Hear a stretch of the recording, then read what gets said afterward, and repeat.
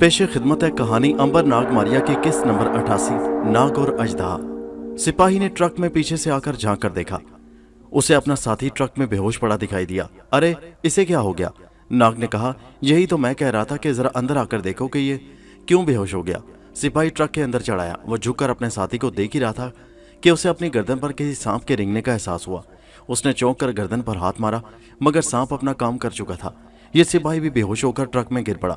Olga से नाग ने कहा, पर्दा गिराकर ट्रक के अंदर ही पड़ी रहो, मैं दूसरे गेट से निकलने की कोशिश करूंगा।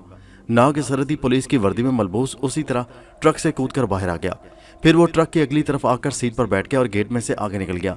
अब उस फौजी सरहदी शहर बाती की आखिरी और दूसरी चेक पोस्ट आ रही थी। यहाँ भी 2 सिपाही पहरा दे रहे थे और यही चेकिंग भी करते थे। उन्होंने नाग के ट्रक को हाथ से रोक दिया। नाग अगरचे उन्हीं की वर्दी में था, लेकिन शनाख्ती कार्ड चेक करना उनकी ड्यूटी थी। चुनाचे पहरेदार ने हाथ से अगली खिड़की को बजाकर कहा, कॉमरेड शनाख्ती कार्ड, और फिर खुद ही हंसा, जैसे कह रहा हो, कॉमरेड हमें मालूम है कि तुम्हारे पास शनाख्ती कार्ड होगा क्योंकि तुम हमारी रेजिमेंट के सिपाही हो, मगर फिर भी हमारी ड्यूटी है कि हम तुमसे शनाख्ती कार्ड तलब करें। बस एक झलक उसकी दिखा दो और गुजर जाओ। नाग ने बड़े आराम से ट्रक में से बाहर निकल आया। उसने एक नज़र इधर उधर डाली, कोई दूसरा आदमी नहीं था। नाग ने कहा, यार जरा अंदर कमरे में आओ, मुझे पानी भी पीना है और शनाख्ती कार्ड भी दिखाता हूँ। नाग ने झूठ मूठ जेब में हाथ डालकर कहा और आगे आके चेक पोस्ट पर बने हुए कमरे की तरफ चल पड़ा। सिपाही भी मुस्कुराता और कहता हुआ उसके पीछे पीछे चल पड़ा। कॉमरेड, छावनी से निकलते ही प्यास लग गई, इतनी सर्दी में तो हमें 2-2 दिन प्यास नहीं लगती। नाग हंसा, कॉमरेड मैं रूस के गर्म इलाके का हूँ, इसलिए मुझे जल्दी प्यास लग जाती है। एक सिपाही बाहर गेट पर पहरा देता रहा और दूसरा नाग को साथ लेकर कमरे में आ गया ताकि उसे पानी पिलाए। अंदर कोने में मेज पर एक जग रखा हुआ था जिसमें पानी था। सिपाही ने लकड़ी का गिलास लिया और जग में से पानी डालने के लिए झुका। नाग ने पीछे से उसे सांप बनकर डस दिया। गिलास सिपाही के हाथ से गिर पड़ा और वो भी फर्श पर धड़ाम से गिरकर बेहोश हो गया। बाहर वाले सिपाही ने आवाज सुनी तो कहा, क्या हुआ कॉमरेड? अंदर से कोई जवाब ना आया। नाग दूसरे सिपाही को भी अंदर आने का मौका देना चाहता था। दूसरा सिपाही अंदर आया तो उसने अपने साथी को फर्श पर बेहोश पड़े देखा। वो लपका, क्या हुआ कॉमरेड? जो ही वो अपने कॉमरेड पर झुका, नाग ने उसे भी पहले सिपाही के ऊपर गिरा दिया। नाग भागकर बाहर आ गया। वो अब जल्दी से जल्दी वहां से भाग जाना चाहता था। वो ट्रक की अगली सीट पर चढ़ गया, ट्रक स्टार्ट किया और तेज रफ्तारी के साथ छावनी से दूर होने लगा। ये छोटी सी सड़क उसे छावनी से बहुत दूर ले गई तो उसने ट्रक खड़ा किया। अंदर जाकर ओल्गा को बाहर निकाला। बाती की छावनी से तो हम खैरियत से निकल आए हैं, नाग ने कहा। ओल्गा ने हंसकर कहा, खैरियत से कहाँ निकल आए हैं? 2 बेहोश सिपाही ट्रक के अंदर पड़े हैं, 2 पीछे छोड़ आए हैं। नाग बोला, ये 2 बेहोश भी यहीं छोड़कर जाएंगे। और उन्होंने ट्रक में से दोनों बेहोश कामरेडों को निकालकर सड़क के किनारे एक जगह डाल दिया और ट्रक स्टार्ट करके वहां से आगे रवाना हो गए। दिन का कुछ हिस्सा और सारी रात उनका ट्रक मैदानों में भागता रहा। रात के आखिरी हिस्से में वो सो गए। दिन चढ़े उठे तो देखा कि ट्रक में पेट्रोल बहुत थोड़ा रह गया है। ओल्गा ने कहा, यहाँ से साइबेरिया का इलाका शुरू हो रहा है, आगे बर्फानी मैदानों के सिवा हमें कुछ ना मिलेगा, इसलिए बेहतर यही है कि इस ट्रक में ज्यादा से ज्यादा रास्ता तय कर लिया जाए। बेहतर ख्याल है, मगर जब आगे जाकर पेट्रोल खत्म हो जाएगा तो फिर क्या करेंगे? ओल्गा कहने लगी, हमें कोशिश करनी चाहिए कि साइबेरिया के किसी गांव तक पहुंच जाए ताकि वहां से हम कुत्ता गाड़ी हासिल कर सकें। कोशिश करते हैं। ट्रक एक बार फिर रवाना हो गया। अब वहां बर्फानी मैदान शुरू हो गया था। जमीन पर दूर तक बर्फ ही बर्फ नजर आ रही थी। ये बर्फ बड़ी सख्त थी और ट्रक ने उस पर फिसलना शुरू कर दिया था। पहिए बर्फ को अच्छी तरह से नहीं पकड़ रहे थे। जूं जूं ट्रक बर्फानी मैदान में आगे बढ़ रहा था, बर्फ में पहिए धंस रहे थे। आखिर एक जगह पहुंचकर ट्रक का पेट्रोल भी खत्म हो गया। ये लो, अब तो हम 1 इंच भी आगे नहीं जा सकते। नाग और ओल्गा ट्रक से उतर आए। सर्दी बड़ी सख्त थी। उन्होंने खूब गर्म कपड़े पहन रखे थे, मगर सर्दी फिर भी कम नहीं हो रही थी। नाग ने ट्रक के ऊपर खड़े होकर मशरिक की तरफ देखा।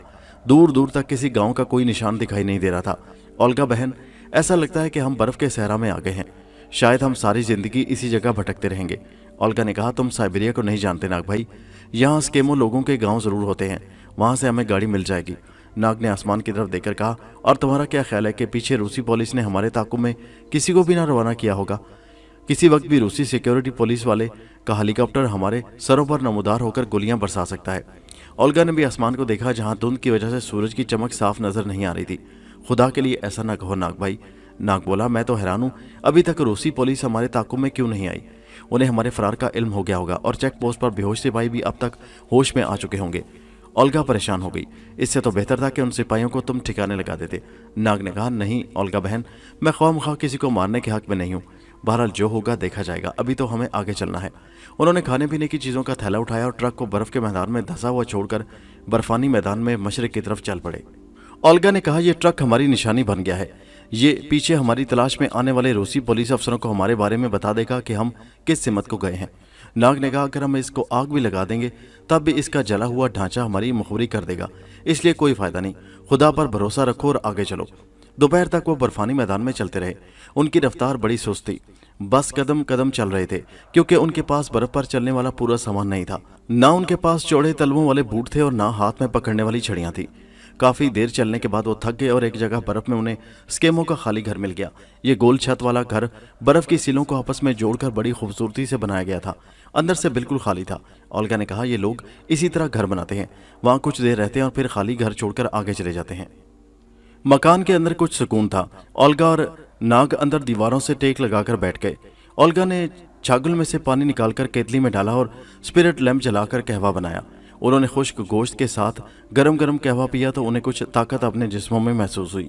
शाम को उन्होंने एक बार फिर कहवा पिया, 2-4 बिस्किट खाए और बर्फ पर पोस्तीन बिछाकर लेट गए। नाग ने ओल्गा से पूछा, ओल्गा बहन, क्या सचमुच तुम ज़ारे रूस की पोती हो?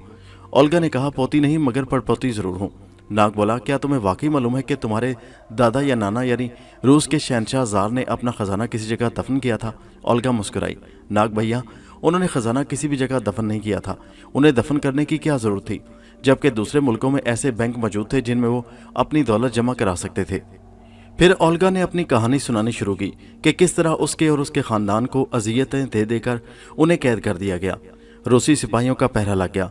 फिर शाम के वक्त जब अंधेरे सारा इलाके में फैल गया तो 2 सिपाही मशीन गनें लेकर अंदर आए और बोले, जल्दी से तैयार हो जाओ, अभी तुम लोगों को ट्रक में बिठाकर वापस मॉस्को भिजवा दिया जाएगा। हम लोग बड़े खुश हुए कि वापस अपने शहर जा रहे हैं। ओल्गा कहने लगी कि नाना ने कहा था कि ये अच्छा हुआ कि हमें वापस मॉस्को ले जाया जा रहा है। अब मैं वहाँ जाकर कॉमरेड लेनिन से अपने और अपने बच्चों के लिए खुद रहम की अपील करूंगा, जो ज़रूर मंजूर कर ली जाएगी। हमने जल्दी जल्दी गर्म कोट और बूट पहन लिए। हम तैयार ही थे कि अचानक बाहर ट्रक का इंजन स्टार्ट कर दिया गया। ये इसलिए स्टार्ट कर दिया गया कि हमारी चीखों की आवाज़ उसके शोर में दब कर रह जाए। हमें कोई खबर नहीं थी, हम यही समझ रहे थे कि ये ट्रक हमें मॉस्को ले जाने के लिए स्टार्ट किया गया है। इतने में वही दोनों सिपाही दरवाज़ा खोलकर अंदर आए और बोले, तैयार हो जाओ। और फिर उन्होंने मशीन गन की फायरिंग शुरू कर दी। मेरे देखते ही देखते मेरी खाला, फूफी और भाई बहनें और ज़ारे रूस और ज़ारीना और दूसरे लोग गोलियां खा खा कर हलाक हो गए। मैं खौफ के मारे उनकी लाशों में ही दब कर रह गई थी। फिर एक सिपाही आया और उसने लाशों को गौर से देखा। मेरे ऊपर झुका तो मैं रोने लगी। उसने मेरे मुंह पर हाथ रख दिया और रूसी जुबान में कहा, खामोश, खुदा ने तुम्हें बचा लिया है, मैं तुम्हें यहाँ से निकाल कर ले जाऊँगा। फिर उस रहमदिल रूसी सिपाही ने मुझे स्याह कंबल उड़ाकर जीप में छुपा दिया और रातों रात वहाँ से निकाल कर दूर एक गाँव में ले गया और वहाँ जाकर एक झोंपड़ी में छुपा दिया। मैं कई रोज़ वहाँ छुपी रही। वो नेक दिल सिपाही मेरी देखभाल करता रहा। फिर एक रोज़ आधी रात को मुझे एक ट्रक में बिठाकर रोबाशक शहर ले गया, जहाँ मेरी खाला तानिया रहती है। उसने मुझे मेरी खाला के पास छोड़ दिया। कई बरस जब ज़ार के ख़जाने की तलाश शुरू हुई तो हमारे ख़ानदान के बचे कुचे 2-3 अफराद को पकड़ लिया गया। उनमें मैं भी थी।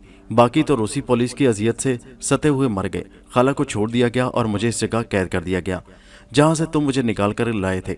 ये है मेरी कहानी। ओल्गा ने अपनी कहानी सुनाई और खामोश हो गई। नाग बड़े गौर से और बड़ी दिलचस्पी से ओल्गा की खौफनाक कहानी बल्कि उसकी आपबीती सुन रहा था। जब ओल्गा ने कहानी खत्म की तो नाग ने कहा, ओल्गा बहन, तुम बड़ी बहादुर लड़की हो, इतनी मुसीबतें सहकर भी जिंदा हो। ओल्गा आ भर कर बोली, अफसोस अपने बड़े बूढ़ों का है जो मारे गए। नाग ने कहा, जब इनकलाब आता है तो ऐसा ही हुआ करता है। बहरहाल ओकेशिया पहुंचकर ज़ारे रोस के छुपे हुए जवाहरात का पता चलाने की कोशिश करूंगा। ओल्गा ने कहा, वो तुम कैसे मालूम करोगे? नाग बोला, ये तुम ओकेशिया पहुंचकर खुद देख लोगी। अगर जवाहरात निकल आए तो फिर वो तुम्हारी अमानत होगी और तुम्हारे हवाले कर दी जाएगी। उस दौलत की मदद से तुम यूरोप के किसी भी शहर में जाकर आराम और सुकून की ज़िंदगी बसर कर सकोगी। ओल्गा ज़ोर से हंस पड़ी। नाग भैया, तुम शेख चिल्ली की तरह बातें कर रहे हो। नाग ने कोई जवाब न दिया और कंबल ओढ़कर सोने की कोशिश करने लगा। ओल्गा ने भी कंबल ऊपर करके चर्बी वाले चिराग को फूंक मारकर बुझा दिया और नींद की दुनिया में पहुंच गई। दूसरे रोज उठकर उन्होंने नाश्ता कॉफी की प्याली और बिस्किटों से किया, फिर अपना सफर शुरू कर दिया। तीसरे पहर वो स्केमो के एक छोटे से गांव में पहुंच गए। यहाँ बर्फानी लोगों ने उन्हें हैरानी से देखा कि ये लोग इतना लंबा बर्फानी सफर क्यों कर पैदल तय करके आ रहे हैं। नाग के पास काफ़ी पैसे थे। उसने गांव के लोगों में कुछ रकम तकसीम करके उन्हें अपना दोस्त बना लिया। फिर 10,000 रुपये खर्च करके एक ऐसी बर्फ़ पर घिसटने वाली गाड़ी ली जिसे 12 कुत्ते चलाते थे। साथ एक गाइड भी था जिसका काम उन दोनों को चीन की सरहद पर पहुंचाना था। नाग और ओल्गा ने 4 रोज़ उस गाँव में क़याम किया और फिर वो आगे रवाना हुए। नाग और ओल्गा गाड़ी पर बैठे थे। गाइड की सीट पीछे थी। वो रास्ते में कहीं उतरकर कुत्तों को दुरुस्त रास्ते पर डालता। उन्हें कुछ दूर तक हंगाता और फिर खुद भी गाड़ी के पर सवार हो जाता। इस तरह दिन को सफर करते और रात को आराम करते वो चीन की सरहद तक पहुंच गए। नाग ने गाइड से कहा, हमें तुम ओकेशिया के गांव तक पहुंचा दो, उसके बाद तुम बेशक वापस चले जाना। गाइड ने कहा, जनाब, ओकेशिया का गांव यहाँ से सिर्फ 2 मील के फासले पर मशरिक की तरफ है। ओल्गा ने कहा, ठीक है, तो तुम चले जाओ, हम खुद ही वहां पहुंच जाएंगे। फिर ओल्गा ने नाग से कहा, नाग, मुझे ओकेशिया का गांव मालूम है, मैं तुम्हें लेकर वहां पहुंच जाऊंगी। बेहतर है कि हम गाइड को यहाँ से रुखसत कर दें। ओल्गा नहीं चाहती थी कि कहीं दूसरों को खजाने के बारे में थोड़ा सा भी इल्म हो। चुनाचे गाइड को कुत्ता गाड़ी समेत इनाम देकर रुखसत कर दिया गया। अब ओल्गा और नाग ने उस गांव की तरफ बढ़ना शुरू कर दिया जहां उन दोनों के ख्याल में किसी जगह ज़ारे रूस के जवाहरात का संदूक दफन किया गया था। ओल्गा को कुछ कुछ ये इलाका याद आ रहा था। उसने दूर से एक भूरे रंग का ऊंचा टीला देखा तो नाग से कहा, मुझे याद है इसी किस्म का एक टीला था जिसके पास हमारे खानदान के कुछ लोगों ने एक संदूक छकड़ा गाड़ी से उतारा था। यहाँ अब बर्फ का मैदान खत्म हो गया था और ऊंची नीची जमीन पर जर्द घास और खुश्क झाड़ियां दिखाई दे रही थी। नाग ने टीले को दूर से देखकर कहा, चलो वहां चलते हैं। टीला वीरान और बंजर था, उसकी ढलानों पर खुश्क घास और झाड़ियां उगी थीं। ओल्गा ने नाग से पूछा कि वो इस टीले के अंदर से खजाने को क्यों कर तलाश करेगा। नाग ने एक जगह रुकते हुए कहा, मैं अपने एक दोस्त को बुलाकर सारा हाल मालूम करूंगा। कौन सा दोस्त? ओल्गा ने सवाल किया। नाग मुस्कुराकर बोला, मेरे कई दोस्त हैं, तुम अभी देख लोगी कि इस बार कौन सा दोस्त आएगा। नाग ने आंखें बंद करके कुछ मंत्र पढ़े और अपने चारों तरफ फूंक मारी। उसके साथ ही फिजा में खामोशी छा गई। ओल्गा खामोशी से नाग को देख रही थी कि इस बार वो क्या जादू करेगा। थोड़ी देरी गुजरी थी कि अचानक टीले के ऊपर से कुछ पत्थर लुढ़क कर नीचे गिर पड़े। ओल्गा एक तरफ हट गई, उसकी निगाह अपने आप टीले की तरफ उठ गई। वो ये देखकर सकते में आ गई कि एक जर्द और सब्ज रंग का काफी बड़ा अजदहा नीचे उतर रहा था। नाग ने ओल्गा की परेशानी को भांप कर कहा, अपनी जगह से हिलना मत ओल्गा, ये तुम्हें कुछ ना कहेगा। मैं इससे ज़ारे रोज के खजाने के बारे में मालूमात हासिल करूंगा। इस सांप को जमीन के अंदर के सारे खजानों का पता है। ओल्गा ने कोई जवाब न दिया, वो अपनी जगह पर चुपचाप खड़ी रही। अब अजदहा नीचे आ चुका था। वो सीधा उस तरफ आया जहां नाग खड़ा था। अजदहा ने नाग के सामने आकर अदब से सर झुकाया और फिर गर्दन जमीन के साथ लगा दी। नाग ने अपनी जुबान में उससे बात शुरू की, ऐ अजदहा, मैंने तुम्हें एक खास मकसद के लिए इस जगह तलब किया है। अजदहा ने सर झुकाकर कहा, मैं हर खिदमत के लिए हाजिर हूँ, ए अजीम देवता, आप हुक्म कीजिए। नाग ने कहा, हमें इतला मिली है कि इस टीले के आसपास कुछ बरस पहले एक खजाना दफन किया गया है। ये जवाहरात की शक्ल में है और एक संदूक में बंद है। क्या तुम्हें उसका कुछ पता है? अजदहा ने कहा, ए अजीम देवता, ये खजाना ज़ारे रूस का है और इस टीले के नीचे जनूब की जानिब एक जगह दफन है। नाग ने कहा, बहुत खूब, हमें उस जगह ले चलो। अजदहा आगे आगे चल पड़ा। पीछे नाग था और उसके पीछे ओल्गा चल रही थी। अजदहा उन दोनों को उस झाड़ी के पास ले गया जिसके नीचे खजाना दफन था। अजदहा बोला, अजीम देवता, खजाना यहाँ दफन है। नाग ने कहा, क्या तुम उस खजाने में से कुछ लाकर हमें दिखा सकते हो? अजदहा ने कहा, अभी हाजिर करता हूँ। अजदहा चला गया। थोड़ी देर बाद वो वापस आया तो उसने अपने मुंह में एक बहुत खूबसूरत बड़ा कीमती हार उठा रखा था जिसमें लाजवाब हीरे और मोती थे। ओल्गा ने हार देखा तो खुश होकर बोली, यही हमारे खानदान का 9 लखा हार है, मैं इसे पहचानती हूँ। नाग ने हार को देखा और कहा, बहुत खूब, तो फिर ठीक है, खजाना इसी जगह दफन है। ओल्गा ने कहा, लेकिन हम इस जगह को कैसे खोदेंगे और खजाना कैसे निकालेंगे? नाग ने कहा, इसका इंतजाम भी हो जाएगा। उसके बाद नाग ने अजदहा से कहा, खजाने के पास जाने का सबसे आसान रास्ता कौन सा है, क्योंकि हमारे पास खजाने को खोदने के औजार नहीं है। अजदहा ने कहा, खजाना बहुत बड़ा है, अगर आप हुक्म दे तो मैं आपको उसके सारे कीमती हार बाहर निकाल कर ला देता हूँ। ओल्गा बोली, इस तरह से तो बाकी का खजाना सारे का सारा अंदर ज़मीन में ही रह जाएगा। मैं चाहती हूँ कि हमारे ख़ानदान का सारा खजाना हमारे पास आ जाए। अजदहा से नाग ने कहा, तुम हमें वो जगह बताओ जहाँ से हम आसानी से खजाने के संदूक तक पहुँच सकते हैं। अजदहा ने कहा, मेरे साथ आइए अजीम देवता। और अजदहा नाग और ओल्गा को लेकर टीले के पीछे आ गया। बहुत सी खारदार झाड़ियों का एक झुंड था। उस झुंड को अजदहा ने साफ कर दिया। वहां से गहरा सुराख निकल आया। अजदहा बोला, अजीम देवता, इस सुराख के अंदर अगर आप चले जाएं तो आप खजाने तक पहुंच जाएंगे। नाग ने कहा, तुम ऐसा करो कि इस इलाके में जितने सांप मौजूद हैं उनकी ड्यूटी लगा दो कि सुबह होने से पहले पहले इस सुराख को गार में बदल दें ताकि हम उसमें से गुजर कर खजाने में पहुंच जाएं। हम रात ओकेशिया गाँव में बसर करेंगे और सुबह आएंगे। हर काम तैयार मिलना चाहिए। ऐसा ही होगा जनाब, अजदहा ने सर झुकाकर कहा। नाग ने ओल्गा को साथ लिया और ओकेशिया गाँव में आ गया। ये एक छोटा बड़ा सा गाँव था। एक टीले पर चंद एक मकान बने थे। यहाँ की आबादी मिलीजुली थी। कुछ चीनी लोग थे, कुछ रूसी और कुछ यारकंदी और सिंक्यांग के ताजर थे जो यहाँ आकर आबाद हो गए थे। नाग और ओल्गा ने यहाँ एक मंदिर के पुजारी से कहा कि वो रात बसर करना चाहते हैं, कोई जगह मिल जाएगी? पुजारी ने सर से पांव तक नाग और ओल्गा को देखा और फिर कहा, एक कमरा मिल जाएगा, मगर एक रात के 5,000 रुपये होंगे। मैं दे दूंगा, ये लो 2,000 रुपये एडवांस। पुजारी की तो आंखें खुल गई। समझ गया कि ये कोई स्मगलर जोड़ा है जो चीन की सरहद पर नाजायज माल की स्मगलिंग करता है। उसने कहा, हजूर तशरीफ ले चलिए। पुजारी उन्हें एक तंग से मकान में ले गया जहां सख्त नमी और सर्दी थी, अंधेरा भी हो रहा था। आपको मैं अभी आग जलाने के लिए लकड़ियां भिजवा देता हूं, और हाँ, खाना चाय वगैरह भी अभी आ जाएगा। पुजारी चला गया। थोड़ी देर में ही एक लंगड़ा नौकर खाना और चाय की भरी हुई केतली लेकर आ गया। आतिशदान में आग जली तो कमरा गर्म हुआ। खाना वगैरह खाकर ओल्गा और नाग आराम करने लगे।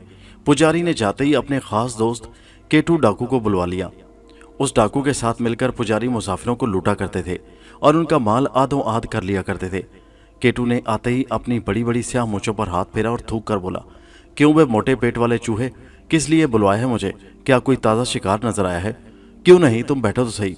पुजारी ने केटू डाकू को करीबी बिठा लिया और कहा, एक स्मगलर एक औरत के साथ आकर मकान में ठहरा है। उनके पास काफ़ी दौलत मालूम होती है। हाथ साफ करने का बड़ा सुनहरी मौका है। केटू के मुंह से राल टपकने लगी। क्या तुमने देखा है कि उनके पास दौलत है? अरे क्यों नहीं, हर बात परख कर तुमसे बात करने लगा हूँ। उन्होंने एकदम से 5,000 रुपये पर मकान एक रात की रात ले लिया है, और ये देखो 2,000 रुपये पेशगी भी अदा कर दिया है। मैं कहता हूँ कि ये कोई बड़े ऊंचे पैमाने के स्मगलर हैं, ज़रूर हीरे जवाहरात की स्मगलिंग करते हैं। केटू ने कहा, ठीक बात है, आज रात ही मालूम कर लूँगा। उस रात केटू को पुजारी ने एक खुफिया जगह पर छुपा दिया। यहाँ से डाकू नाग और ओल्गा की बातचीत बड़ी आसानी से सुन सकता था। रात के खाने के बाद ओल्गा ने नाग से कहा, हम खजाने को सरहद पार कैसे ले जाएंगे? नाग बोला, यहाँ से एक गधा लेकर खजाना उस पर लादना पड़ेगा। गधा यहाँ से मिल जाएगा? गधा नहीं मिलेगा तो कोई खच्चर वगैरह खरीद लेंगे। बहरहाल इतना बड़ा संदूक हम उठाकर नहीं ले जा सकते। खजाने के संदूक का नाम सुनकर तो केटू डाकू की बाँछें खिल गई। खुशी से दिल की धड़कन तेज हो गई। सारी जिंदगी उसने कभी इतनी दौलत का जिक्र नहीं सुना था। ये बड़ा सुनहरी मौका था। अगर किसी तरह से यह संदूक उसके हाथ आ गया तो वो सारी जिंदगी के लिए चोरियों और डाके से बेनियाज हो जाएगा। ओकेशिया में एक शानदार महल बनाएगा और नौकरों के झुरमट में बाकी सारी जिंदगी आराम से बसर करेगा। उसने कान लगा दिए। नाग कह रहा था, बस अब आराम करो ओल्गा बहन, सुबह उठते ही खजाने की तरफ चलना है। खच्चर का बंदोबस्त वहां से आकर कर लेंगे। ओल्गा बोली, मेरा तो ख्याल है कि खच्चर का इंतजाम हमें सुबह को ही कर लेना चाहिए। अरे भाई, इतनी सुबह सुबह यहाँ कौन हमें खच्चर लाकर देगा? पहले चलकर खजाना दिखाएंगे, उसके बाद आराम से आकर खच्चर खरीदेंगे और उस पर संदूक लाद कर आगे रवाना हो जाएंगे। यहाँ भला कौन हमें देख रहा होगा? जैसे तुम्हारी मर्जी। शब बखैर, शब बखैर। डाकू केटू तो खुशी से लाल कुप्पा होकर वहां से निकला। उसने पुजारी को भी सारी बात बयान न की, बस उसके पास आकर इतना ही कहा, इतनी मोटी आसामी नहीं है, बस यही कुछ 6-7 हज़ार रुपये उन लोगों के पास हैं। अरे मोटे, इतने थोड़े पैसों के लिए मैं किसी को कत्ल नहीं किया करता, तुम्हें मालूम है ना? पुजारी बोला, केटू मियाँ, कत्ल नहीं करना तो कम से कम उनसे छीन कर सारी रकम ही मुझे दिलवा दो। बक बक बंद करो, नहीं तो अभी रूसी एजेंट से जाकर तुम्हारी शिकायत कर दूंगा। जानते नहीं, वो मेरा गहरा दोस्त है। पुजारी हाथ बांधकर कहने लगा, अच्छा भाई माफ कर दे, मैंने तो तुम्हारी भलाई के लिए ही तुम्हें बुलाया था। केटू ने पुजारी के सर पर एक थप मारी और ये कहकर चल दिया, तुम्हारी भलाई का शुक्रिया मोटे। डाकू केटू वहां से सीधा अपने मकान पर गया। उसने एक छुरा, एक पिस्तौल अपने कोट के अंदर छुपाया, सर पर गरम मफलर लपेटा और पलंग पर इस तरह सो गया जैसे सुबह ही सुबह उसे किसी ड्यूटी पर जाने के लिए जल्दी उठना हो। सारी रात उसने आंखों में गुजार दी। खुदा खुदा करके सुबह हुई, मगर दिन की रोशनी बादलों की वजह से फीकी और धुंधली थी। केटू डाकू मकान से निकलकर सीधा एक ऐसी जगह पर आ गया जहां से उसे नाग के मकान का दरवाजा साफ नजर आ रहा था। वो इंतजार करने लगा। थोड़ी देर बाद ही मकान का दरवाजा खुला और नाग ओल्गा को लेकर बाहर निकला। वो सख्त सर्दी में गर्म कपड़ों में मलबूस थे। एक तरफ को रवाना हो गए। डाकू केटू ने उनका ताकुब शुरू कर दिया। वो काफी फासले पर था और नाग ओल्गा के पीछे पीछे चल रहा था। टीले के पास पहुंचकर वो दोनों डाकू की नजरों से ओझल हो गए। डाकू भागकर टीले के पास पहुंचा। कहाँ गायब हो गए ये लोग? इतना कीमती शिकार हाथ से ज्यादा देखकर एक बार तो डाकू को पसीना आ गया। उसने टीले का चक्कर लगाया। पीछे की जानिब वो आ रहा तो उसने देखा कि एक जगह झाड़ियां साफ कर दी गई हैं और वहां एक ताज़ा सुरंग खुदी हुई है। ये सुरंग रातों रात इलाके के सारे सांपों ने मिलकर खोद डाली थी और उसमें से एक आदमी थोड़े झुककर गुजर सकता था। डाकू ने झुककर सुरंग के अंदर देखा, अंदर अंधेरा था। ठीक उसी वक्त नाग और ओल्गा खजाने के संदूक के पास पहुंच गए थे और सांप उन दोनों को मंजिल पर पहुंचाकर वापस चले गए थे। डाकू ने सोचा कि जरूर दोनों अंदर ही खजाना लेने गए हैं। उसने बाहर छुपकर दोनों का इंतजार करने का फैसला कर लिया। वो टीले पर झाड़ियों में एक ऐसी जगह छुप गया जहां से वो गार के मुंह को अच्छी तरह से देख सकता था और अगर वहां कोई बात भी करे तो वो सुन सकता था। अंदर नाग ने संदूक का मुंह खोला तो ओल्गा की आंखें खुशी से चमक उठी। संदूक कीमती और अनमोल हीरे जवाहरात से भरा हुआ था। नाग ने कहा, क्या तुम अपने दादा के खजाने को पहचानती हो? क्यों नहीं, इस संदूक पर हमारे खानदान का निशान बना हुआ है, ये देखो, सुर्ख रंग का निशान। नाग हंसा, अरे मैंने तो तुमसे मजाक किया था, ये ज़ारे रोस का ही खजाना है। ये खजाने के ऊपर ज़ारे रोज़ का ख़त पड़ा हुआ है। ओल्गा ने जल्दी से ख़त लेकर पढ़ना शुरू कर दिया। लिखा था, जिस शख्स को ये ख़जाना मिले उसको मालूम होना चाहिए कि ये ख़जाना रूस के आखिरी शहनशाह ज़मार का ख़जाना है। अगर उसने कोशिश की इस ख़जाने को इसकी पोती या पोतों तक पहुंचा दिया तो वो चौथाई ख़जाने का हकदार होगा और मेरी रूह उसे दुआ देगी। अगर उसने सारा ख़जाना खुद ही हज़म कर लिया तो मेरी रूह उससे बदला लेगी और उसे सारी ज़िंदगी परेशान करती रहेगी। दस्तखत ज़ारे रोस। ओल्गा ने ख़त को चूमा। मेरे दादा की तहरीर है ये। नाग ने कहा, मगर मैं चौथाई ख़जाना तुमसे नहीं लूँगा। ओल्गा बोली, मगर नाग भाई, चौथाई ख़जाना तो तुम्हारा हक है, तुम इसे क्यों कबूल नहीं करते? नाग ने कहा, ओल्गा, तुमने अंदाज़ा लगा लिया होगा कि मुझे ख़जानों की कमी नहीं है। मैं अगर चाहूँ तो ज़मीन के अंदर छुपे हुए सारे ख़जाने यहाँ ढेर करवा सकता हूँ, मगर मुझे इसकी ज़रूरत नहीं है। ओल्गा भाई, मैं तुम्हारा किस ज़ुबान से शुक्रिया अदा करूँ? तुमने ना सिर्फ मुझ पर बल्कि मेरे सारे ख़ानदान पर एहसान अजीम किया है। नाग बोला, ओल्गा, तुमने तो तकल्लुफ़ करना शुरू कर दिया। चलो अब शहर चलकर खच्चर का बंदोबस्त करते हैं जिस पर यह संदूक लादा जाएगा, और हाँ, एक कपड़ा भी खरीदना है जो उस खजाने के ऊपर डाला जाएगा। दोनों गार से बाहर निकल आए। डाकू गार के ऊपर झाड़ियों में छुपा बैठा था। उसने दोनों को खाली हाथ गार से निकलते देखा तो चौकस हो गया। नाग ने ओल्गा से कहा, अगर हम खजाने को खच्चर पर लाद कर आज ही यहाँ से रवाना हो जाएं तो मेरा ख्याल है कि शाम तक या रात तक किसी वक्त चीन की सरहद में दाखिल होकर सिनकियांग पहुँच जाएंगे।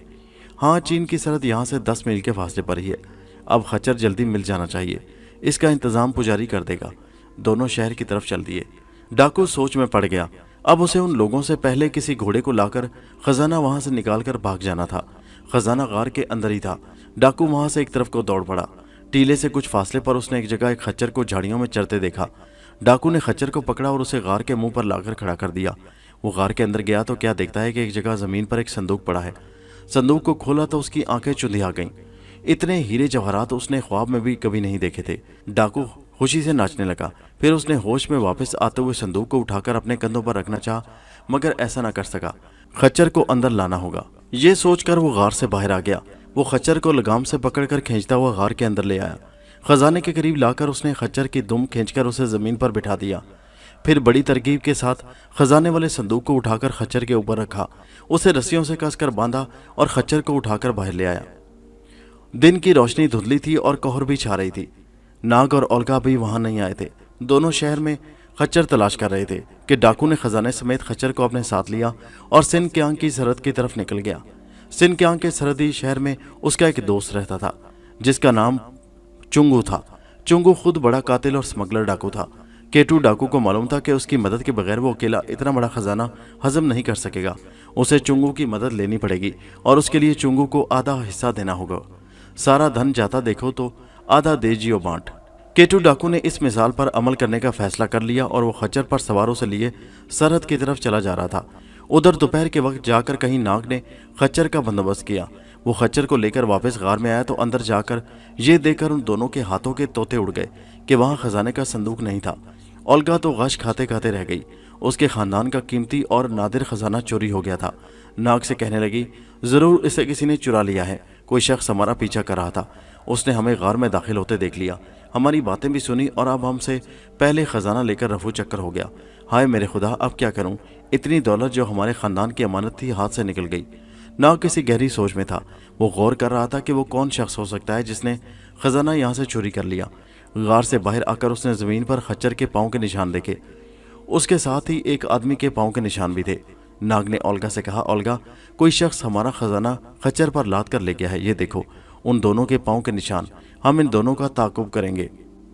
ओल्गा बोली, नाग भैया, मैं इस काबिल नहीं हूं कि अब तुम्हारे साथ चल सकूं। मुझे तो तुम यहाँ ही छोड़ जाओ तो अच्छा है। नाग ने कहा, तुमने तो यूं ही हौसला हार दिया है। अरे पगली, मुसीबत के वक्त हौसला नहीं आना चाहिए। तुम मेरे साथ तो चलो, हम अपने चोर को जरूर तलाश कर लेंगे। ओल्गा ने कहा, आखिर इस खुश्क ज़मीन पर हमें कहाँ कहाँ तक पाँव के निशान लेंगे? आगे जाकर दरिया आता है, उसके पास ज़रूर ये निशान गायब हो जाएंगे।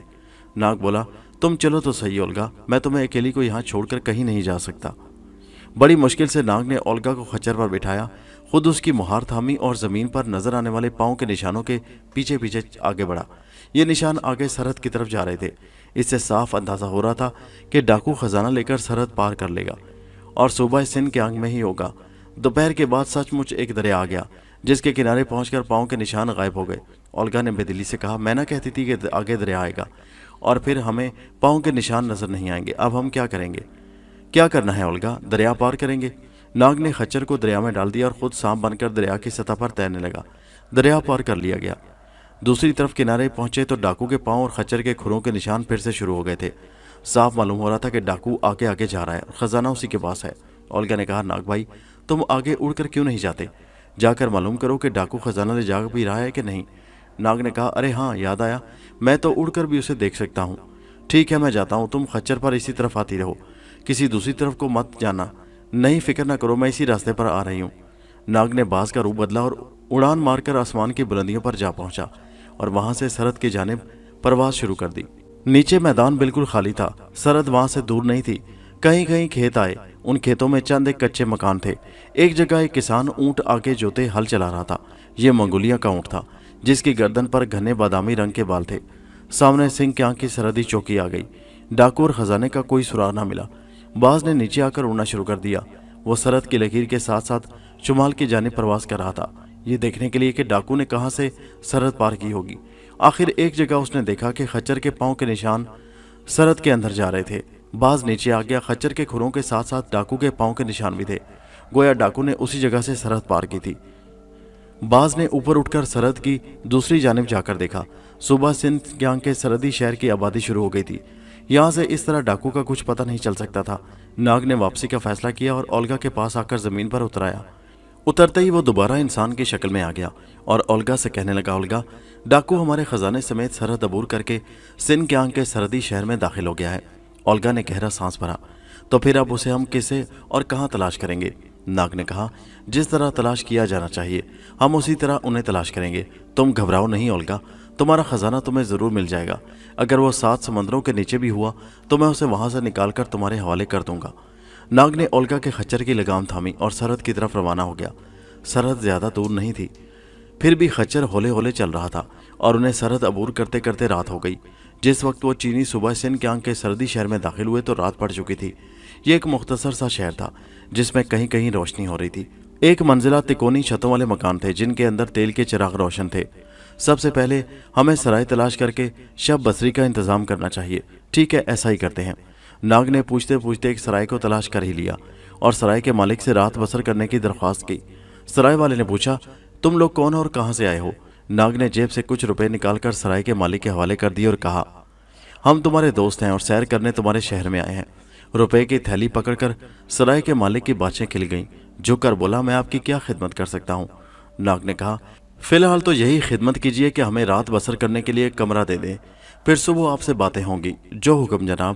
سرائے کے مالک نے سرائے کا سب سے بڑا اور سب سے خوبصورت کمرہ انہیں دے دیا۔ اندر انگیٹھی میں آگ روشن کروا دی اور گرم گرم بکرے کا شوربہ اور چاول بھی بھجوا دیے۔ ناگ نے ہنس کر کہا، دیکھا اولگا، پیسے نے کس قدر کام کیا ہے۔ اولگا بولی، کاش اب جس کام کے لیے یہاں ٹھہرے ہیں وہ بھی پورا ہو جائے۔ ہو جائے گا پورا، تم بالکل فکر نہ کرو۔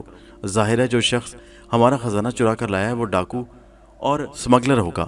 یہ ایک سرحدی شہر ہے اور ایسے شہروں میں سمگلنگ عام ہوتی ہے۔ سمگلروں سے اس سرائے کا مالک ضرور واقف ہوگا۔ اس سے پوچھا جائے گا کہ یہاں کے بڑے بڑے بدنام سمگلروں کے نام بتائے اور ان کے ٹھکانے بھی بتائے۔ اولگا نے کہا، کاش اس شخص کو معلوم ہو کہ ہمارا خزانہ کس کے پاس ہے۔ ناگ ہنسا، گھبراتی کیوں ہو اولگا؟ اگر اس سرائے کے مالک کو خبر نہ بھی ہوئی، جب بھی میں تمہارا خزانہ تلاش کر کے ضرور اسے تمہارے حوالے کر دوں گا۔ تم بے فکر رہو۔ رات کا کھانا کھا کر دونوں اپنے اپنے بستروں پر کمبل لحاف اوڑھ کر سو گئے۔ ادھر ڈاکو کیٹو خزانے کا صندوق لے کر سیدھا اپنے دوست سمگلر چنگو کے ڈیرے پر پہنچا۔ خچر صندوق سمیت ڈیڑھی میں ایک طرف اندھیرے میں کھڑی کی اور خود چنگو کو جا کر بلا لایا۔ اس صندوق کو کھولو۔ چنگو نے جو ہونٹوں کو آستین سے صاف کرتے ہوئے کیٹو کو دیکھا اور غرا کر کہا، حرام زادے، اپنے باپ سے مذاق کر رہے ہو کیا؟ کیٹو نے کہا، دوست ذرا صندوق کو کھولو تو صحیح۔ چنگو نے کہا، اس میں ضرور چرس ہوگی۔ کیٹو نے آگے بڑھ کر صندوق کا ڈھکن کھول دیا۔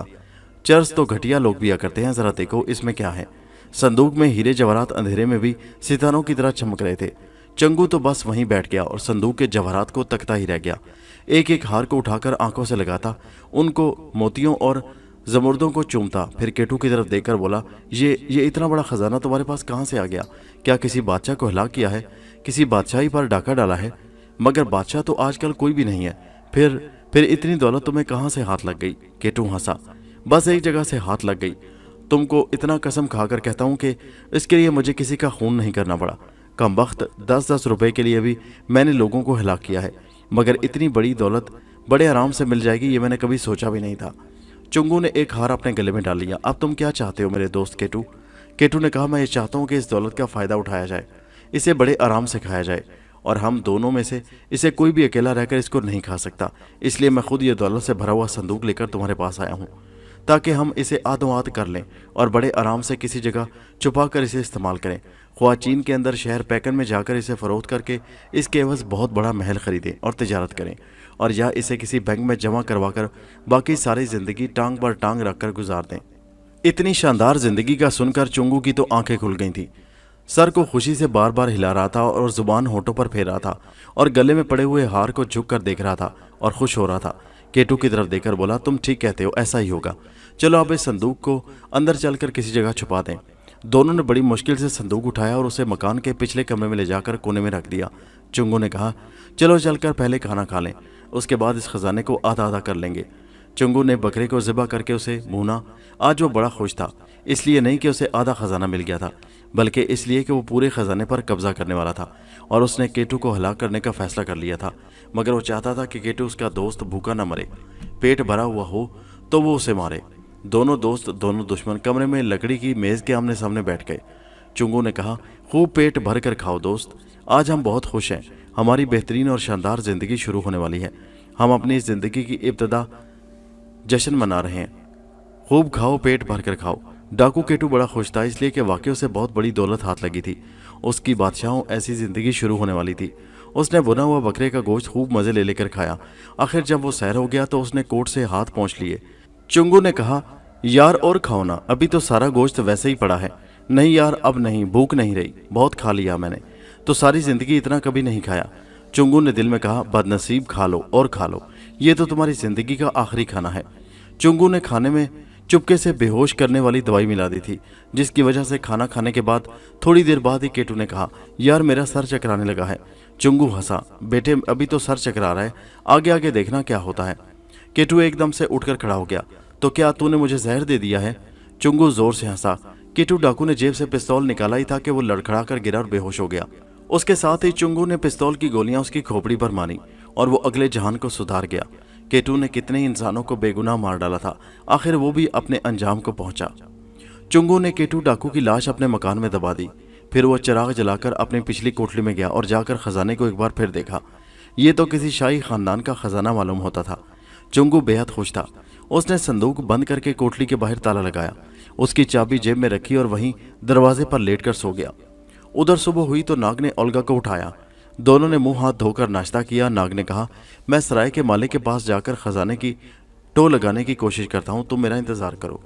नाग ने सराय के मालिक से इधर उधर की बातें शुरू कर दी। आखिर में उससे पूछा कि इस इलाके में कौन कौन से स्मगलर हैं। सराय का मालिक एकदम चौकन्ना हो गया। उसे मालूम था कि हुकूमत के जासूस स्मगलरों का पता लगाने के लिए सरहदी शहरों का दौरा करते हैं और बेस बदलकर उनके ठिकानों का पता लगाने की कोशिश करते हैं। एक बार एक आदमी ने किसी स्मगलर का पता बता दिया था। वो स्मगलर तो पकड़ा गया, मगर उस स्मगलर के साथी ने उस आदमी के सारे ख़ानदान को बड़ी बेदर्दी से मार डाला था। इसी वजह से सरहदी शहरों के लोग खौफजदा हो गए थे और अब वो कभी किसी के आगे स्मगलरों का नाम नहीं लेते थे। सराय के मालिक ने भी कहा, स्मगलर तो यहाँ कोई नहीं है जनाब। नाग ने कहा, यह कैसे हो सकता है कि सरहदी शहर हो और यहाँ कोई स्मगलर ना हो? सराय का मालिक बोला, अगर कोई होगा जनाब तो मुझे उसका इल्म नहीं। नाग ने सराय के मालिक को रुपए पैसे का भी लालच दिया, मगर उसने कुछ बताने से इनकार कर दिया। नाग नाउमीद होकर उठा और शहर में घूमने फिरने निकल आया। बड़ा मामूली सा शहर था, बल्कि गांव था। सिर्फ एक बाजार था जहां समोर की खालें, नकली पत्थर और गर्म मसाले बिक रहे थे। एक तरफ फल वाले बैठे थे। इतने में यहाँ के बड़े पुजारी की सवारी आई। पुजारी कुर्सी पर बैठा था। कुर्सी एक तख्त पर रखी थी, तख्त गुलामों ने कंधों पर उठा रखा था। पुजारी का सर मुंडा हुआ था, हाथ में चांदी का असा था। सर के ऊपर छतरी तनी हुई थी जिस पर सोने चांदी का काम किया हुआ था। पुजारी ने नाग के करीब से गुजरते हुए घूर कर नाग को देखा। नाग ने भी बड़े गौर से पुजारी को देखा। पुजारी की सवारी आगे निकल गई। एक शख्स से पूछने पर उसने नाग को बताया कि यह बड़े मंदिर का पुजारी है। नाग वापस अपने मकान में आ गया। ओल्गा ने पूछा, कुछ पता चला? नाग ने सर हिला दिया, कुछ पता नहीं चला। अब क्या होगा? नाग ने कहा, फिक्र न करो, मैं अपने जादू के जोर से खजाने का पता चलाने की कोशिश करूंगा।